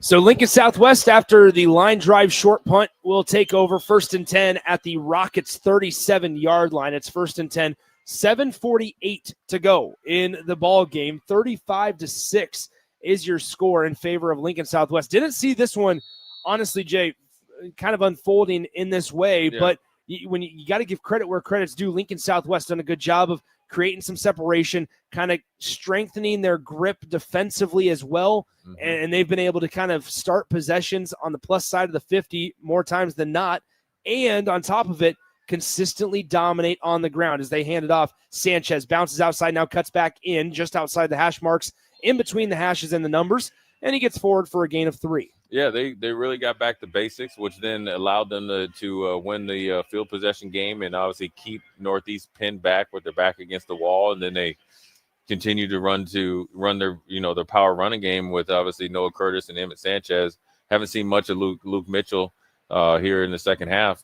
And then they had the timely screen passes in the little short area passing game. And then obviously you had Thatcher get in there for a touchdown himself. 2nd down and 7 as the backup quarterback is in. And it's going to be a short gain of 2 up to the 32-yard line here. The backup quarterback is in. It's Gavin Johnson. Johnson, the 6'3", 175-pound back. The ball was carried on the play there by Trevin Lang, the 5'7" junior running back. He's listed at 5'7". That's a generous 5'7". Well, if he's 5'7", I'm probably 6'2". Yeah, I'm not anywhere close to 6'2". Trevor Lang is about 5'7", but I'm not waiting for Trevor to get in the game. I am waiting for my man Bobby Isu to get in the game. Number 21 from Lincoln Southwest. Where is he? That's what I like. He's down there on the sideline. We see him. Get right next to the coach. Let Bobby get in there because he's been waiting. He's a senior. Yep. It's time to get him some carries. Put your helmet on, young man. Get in that game. 6 minutes, 11 seconds to go on 3rd down. No gain on the play by Lang. And so Lincoln Southwest, it looks like they're going to keep potentially the offense out on the field for this one. 4th down and 5 is the down and distance here as the backup quarterback, Gavin Johnson, stays out there. Reserves are in on all 11 spots for Lincoln Southwest in the final 5:46 to play. Johnson, quick pass near side. It's hauled in. Broken tackle. Still with some running room is number 31, Creighton Meyer. And Meyer bursts his way up across the 22-yard line down at the 21. It's 1st and 10 move the chains on the 4th down conversion for Lincoln Southwest. Yeah, really good job there by Meyer of catching it, making somebody miss, and getting upfield and being physical at the point of attack, and obviously can extend in the drive. And so Coach Tranowitz would not like nothing else but to end this game with the ball in his hand and potentially having victory kneel close to the goal line. But more importantly, Bobby Eastwood needs to get in the game. I don't think he's getting in the game. He has his helmet on. 1st and 10. They fumble the snap and just dive on it, and so it's going to be a loss of 4 on the play. Back to the 24-yard line, so brings up 2nd down and 14. 5 minutes, 12 seconds, and counting here in the 4th quarter. 35-6 is your score. Southwest well on their way to improving to 2-4 on the campaign. They have now, in the next 5 minutes of game time, will be on a 2-game winning streak. Conversely, the Rockets of Lincoln Northeast will fall to 4-2. They will have a 2-game losing streak as Lang up the left side gets spun around and thrown down by Caleb Polson after a nice gain of about 6 or 7 up inside the 20-yard line down at the 18. Yeah, Caleb Polson has had a really good game here. Obviously, the running back linebacker has been active on both offense and defense. I like it when you see a young guy or a young player, a high school player, obviously the being down by 29 points, 35-6, still giving maximum effort. And that's what you can build on if you're Coach Boyd. He's one of the leaders on the team, and he's leading by example, but more importantly, setting an example for everybody else in the team how to play. 3rd down and 7. Inside 10 seconds to go on the play clock. We have a whistle, and it appears that we have a Grant Tranowitz Lincoln Southwest timeout. With 4:12 to go in the ball game, it's 35-6. Lincoln Southwest calls a timeout with their reserves on the field. We'll step aside, come back in 30 seconds after a quick message from our friends at the station, 93.7 The Ticket. Things that impair you come in many different shapes and sizes. Some are the shape of beer and liquor bottles. Others look like cigarettes but aren't cigarettes at all. These are the things we know impair us, the things our parents warned us about. What we're not always aware of is our new prescription or the over-the-counter medicine we picked up just for allergies or a bad cold. See, it doesn't just matter how much of a substance you take. If you are impaired, driving is deceptively dangerous. Don't drive impaired. Paid for by the NDOT Highway Safety Office. Welcome back to high school football on 93.7 The Ticket and theticketfm.com. 3rd down and 8, 4 minutes and 12 seconds to go in the 4th quarter out of the Silverhawks timeout. Back to pass. They throw it left side. It's hauled in, complete, just around that 1st down marker. We have a penalty marker on the play as well. The pass was hauled in by Christian Fitzgerald, a sophomore wideout. He hauled it in for about a 7-yard gain. He needed 8, and now we have a second penalty marker on the play. I think this first one's going to be a flag on number 10, Daquan Dixon, for some unsportsmanlike conduct against Southwest. And then the same referee, he had already thrown his flag. He reached in, grabbed another one. He had a backup flag, threw it out of his back pocket, up in the air 10 feet, and this one's going to be some favorable field position here for Lincoln Southwest after a conversation on the field. He's like that ump that threw Bucci and the pitching coach out all in one conversation. He was ready to ding up the third base coach if he wanted some as well. I think you see some frustration here by the Northeast Rockets defense by Mr. Dixon, but that are getting after it up front with the Southwest Silverhawks offensive line and fullbacks and stuff like that. You get tired of another opposing team leaning on you, beating you up per se. You're looking at the scoreboard, and obviously you don't show up to any game, thinking that you're going to get beat this bad. And so a little bit of emotion boiling over there. But I'm going to tell you this about one thing I've learned about situations like this and players being a little bit emotional. That's a coaching moment, right? And I think with young high school players, and obviously if they're in middle school or whatever, it's a good coaching moment that you got to say, hey, listen, we got to channel our energy in a different way, a positive way. But the most important thing on top of that is the coaching. But right alongside that, I'd rather have to coach guys that I got throttled down than find every which way underneath the sun to get them to throttle up. I like guys that care. That probably hasn't been a lot in that program. So you can build on guys like Paulson and Dixon, Matson, and so forth. They actually got an unsportsmanlike conduct penalty on Southwest as well. So they offset. And so it's 4th and inches. They turn, hand it off on 4th down and shorts. They'll get the 1st down and then some inside the 10-yard line with 3 minutes and 50 seconds to go until this one's over. It's 35-6 in favor of Lincoln Southwest. And so nice job there by number 20, Trevin Lang, the 5'7 junior running back, of getting the first down there inside the 10-yard line. It's now 1st and goal for Lincoln Southwest with 3 minutes and 39 seconds to play in the ball game. We need Bobby Uso. I know they're not going to put him in the game. How do you think all the other ones, all the other guys that are standing on the sideline feel when you're just shouting out Bobby? They're waiting. They're all talking to him, hoping Okay. to get him in the game. Trying to get him in the peripheral vision of the coach to get him in the game. They hand it off to Trevin Lang again. He gets near the 5-yard line, gain of 4 on the play, and that'll make it 2nd down and goal from the 6. Yeah, I think Southwest isn't going to change. And, when you bring in the younger players, we've seen, obviously, Fitzgerald make a big catch. We've seen Meyer make a big catch. And obviously, you got Johnson as the backup quarterback. So you're building for the future. But then also, this is a lot of your JV players. You're giving them some good live in-game action here under the lights here Thursday night. So it's not just about running the same plays. You're wanting the standard to become the standard no matter who's in the game. And then you never know when you're going to need 1 or 2 and possibly 3 or 4 these guys to play potentially later on in the season. I formation, Trevin Lang with the handoff once again, and he just kind of rolls his way forward inside the 5 and down at the 3. So cuts the distance to the goal line in half from the 6-yard line. Ball will be placed at the 3-yard line, 3rd and goal coming up for Lincoln Southwest offensively. 2:17 and counting remaining here in the 4th quarter. Remember, after we are done here, we'll bring it back out here for a quick post-game recap and then send it back to our 93.7 The Ticket studios for the rest of your Ticket Weeknights action. As it's 3rd down and goal. We are inside 2 minutes to play in the 4th quarter. Lincoln Northeast hit with some adversity tonight. Maybe they haven't seen this to this point of the season. As it's I formation, they turn, hand it off here on the carry. Emmett Sanchez, did he somersault over? He did not. He gets tackled at the 1. Yeah. Emmett Sanchez just falls shy of the goal line. It's going to be 4th down and goal from inside the 1. Yeah, I mean, another impressive run there by Emmett Sanchez, the 5'7", 180-pound senior is having a night, and Coach Tranowich is letting him finish. Now, one of the things you have to do as a coach, you see Coach Boyd over there isn't going to burn timeout, so is it going to be interesting to see what Tranowich does here on, 4th and 1. There's 2 ways to look at it. You can kneel it and say, okay, or if not, you can let one of your I guess juniors or sophomore players get a touch. They turn, they hand it off. Sanchez, he's trying to muscle his way across the goal line, and he will not get there. Sanchez goes for a loss of 1.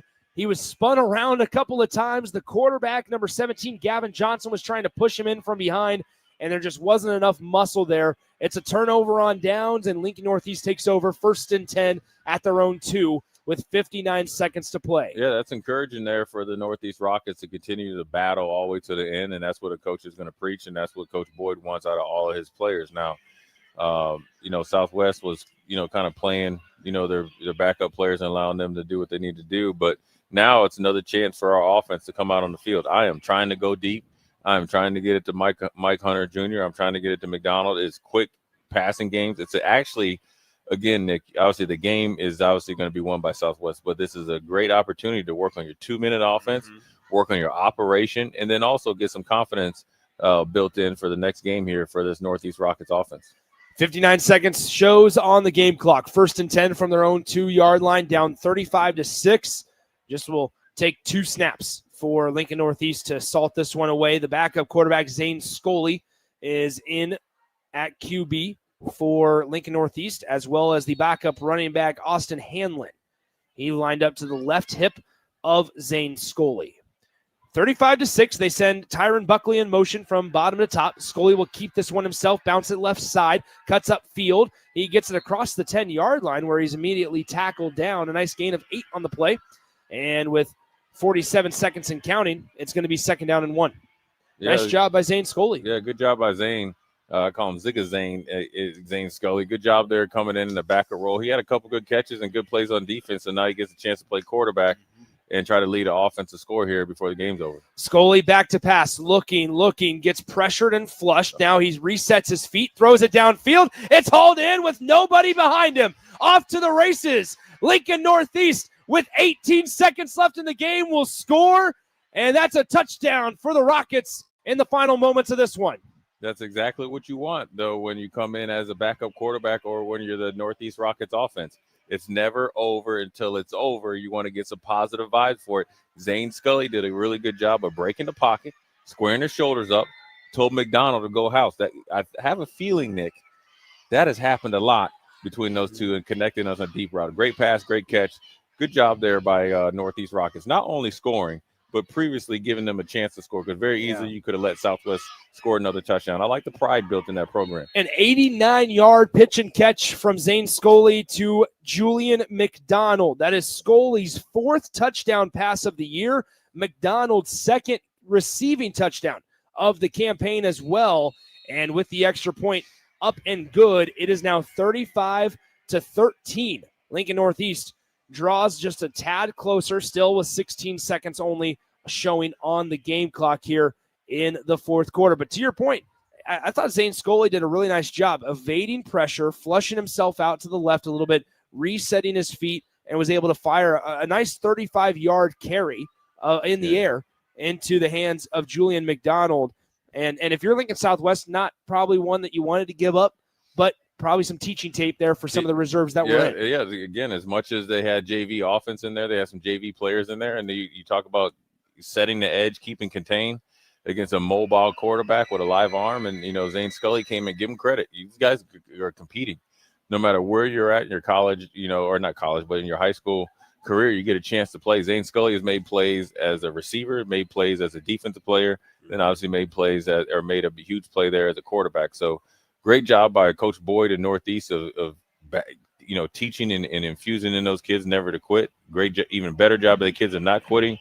And you got to give it up to Zane Scully and McDonald, a big pitch and catch. Now, you also want to tip your hat to Southwest. They finally, in the second half, got out of their way, really leaned on the run game. And then obviously with that, then I liked the way that they actually played field possession, situational football. Excellent. And it led to a blowout here. It was 35-13, but it was 35-6. 35-13, your score. 16 seconds to go in the 4th quarter as Northeast will kick this one short. It's not an onside kick, but it's going to be a tough one to field, and it might actually end up turning into an onside kick. No, it looks like Lincoln Southwest was able to jump on it. They kicked it inside the 30-yard line, just a short little pooch kick, and it kind of checked up and had some backspin on it. The Pigskin did, and it looked like it was going to be a chance for Northeast to recover it, but instead it fell into the lap of the Silverhawks, and so they will take over 1st and 10 at their own 28-yard line, leading 35-13 over the Lincoln Northeast Rockets. I think, Jay, one thing that we'll talk about in the post-game show, Northeast met with a little adversity. Right now, you've ran into a couple of good teams in the last 2 weeks in Omaha North and then Lincoln Southwest. And the schedule doesn't get any easier for Lincoln Northeast going forward. They'll have to play Bellevue West next week as well.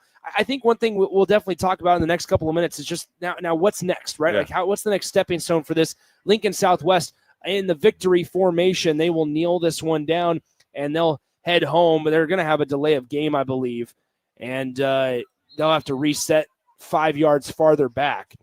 And so, oh no, they did end up hiking it. Okay, I apologize. There's your game. Your final score: Lincoln Southwest 35, Lincoln Northeast 13. The Southwest Silverhawks, they improved to 2-4 on the year, while Lincoln Northeast falls to 4-2 here in 2025. Don't go anywhere. We'll be back in 90 seconds to put the bow on this one and wrap it up and send you back to our 93.7 The Ticket studios here in just a few moments on 93.7 The Ticket. At Union Bank, people don't have your money. Your money has people. First home people, investment people, people who answer the phone and your chats, dream car people, dream retirement people, driving your dream car in your dream retirement people, small business people, credit card people, and all the other people you need. At Union Bank, our people help you do more than you dreamed possible. So stop in and say hello. We can't wait to see you. Union Bank and Trust. Member FDIC. Big box stores are tempting for buying equipment for your high schooler in sports or for yourself in your sports leisures. But buying new is awfully expensive. Why not go somewhere with new and used options? Play It Again Sports has quality, slightly to gently used equipment, and 50% of their inventory is actually new equipment. And it's more than baseball, softball, and golf. They also have equipment for disc golf, fitness, hockey, and more. Plus, they're always buying products. Bring your gear you're done with and get trade money on the spot. Play It Again Sports at 48th and Vine. Have a lot of projects, and no one has an unlimited budget or time. Sunbelt Rentals makes all jobs less stressful with no need to purchase large equipment or hire a crew. You can do it yourself with rentals and everything from aerators and power rakes for spring yard work to stump grinders, concrete mixers, tile saws, and more. Check out their inventory in Lincoln, north of Cornhusker Highway on 56th Street, or online at sunbeltrentals.com. Welcome back to high school football on 93.7 The Ticket and theticketfm.com.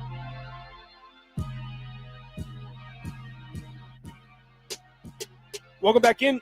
Putting a bow on this one on a Thursday night. 35-13 is your final score in favor of Lincoln Southwest. They win it to improve to 2-4 on the campaign, while Lincoln Northeast falls to 4-2 this season. Jay, let's start first for the losers on this one, the Lincoln Northeast Rockets. They started out with a pretty favorable schedule with Northwest, Bryan, Benson, and North Platte. Have ran into kind of a buzzsaw for Lincoln Northeast, Omaha North, and then Lincoln Southwest. They're now 4-2 on the year. This is a spot to where if you are Javante Boyd and Lincoln Northeast staff, you have a lot of good things to build off of in the first 4 games of the year, but now you've been hit with some adversity. What's next step for Lincoln Northeast? Well, it's no different than any other team that, in a loss and you have a glaring weakness. You got to find a way or find a defensive scheme that you can do a better job against the run. Now, I think it's more fundamentally based. That means getting off blocks and making tackles and obviously staying in your gap, owning your gap. Let's handle that first before we change the scheme, because you feel pretty good about what you were able to do against a veteran, aggressive, very, very good and well-coached Southwest Silverhawks defense. So if I'm Coach Boyd, I'm like, hey, look, we just got to get better at us before we try to change anything. And then I think offensively, I think we made some progress, and you're not able to build depth. If you're able to bring up some guys maybe from, obviously the JV, you'd be able to do so to give some guys some blows. But I think you're able to you have a lot more positives than negatives. But this game against Bellevue this next week is very winnable. Yeah, Bellevue West is not the Bellevue West of old. Plus, I think they match up really well, probably better with Bellevue West than maybe Southwest, considering the inability for Bellevue West to run the ball at the same clip as the Southwest Silverhawks. Yeah, Lincoln Northeast will face off against Buena Vista next week. Buena Vista. No, you're fine. You're right, because Buena Vista, South Sioux City, and then Bellevue West to end the year. Okay, let's talk Lincoln Southwest here. They will have to play Bellevue West next week. Yeah, they're sitting here 2-4 overall. What can you build off of a game like today where it was fairly in hand? You left a lot out there, especially in the special teams department. But for Lincoln Southwest, stuff you can build on. The running game was really, really good tonight.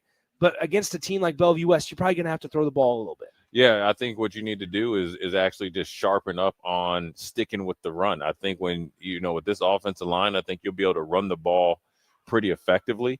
But then also I think you found something in the off-schedule running game there with Shelton, right, where you did a little bit of a waggle, kind of bootlegs, really worked well for him to get him out. He's very athletic. And then you can mix in more screen games. I think you started the game off of a tight end dump off, a tight end screen to Evan Robinson. You could put one of your specialty players there. I think you just got to get a little bit more creative.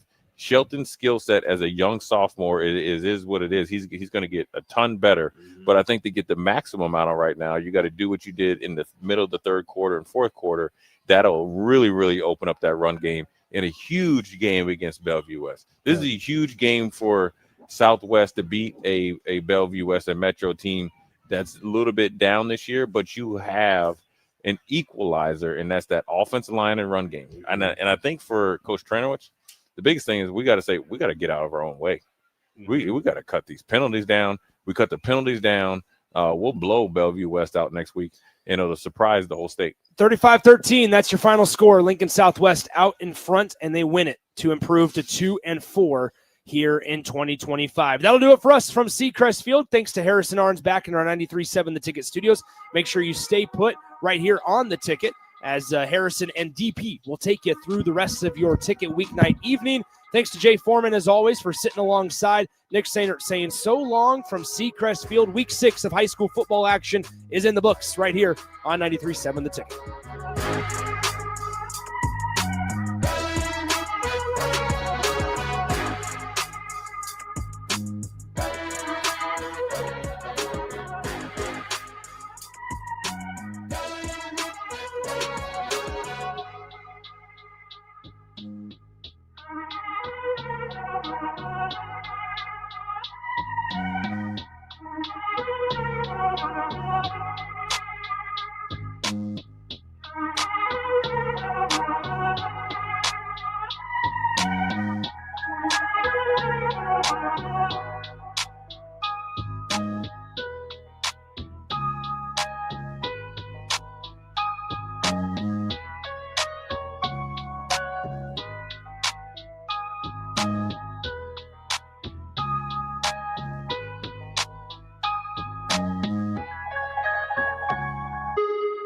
I think it's just vapor.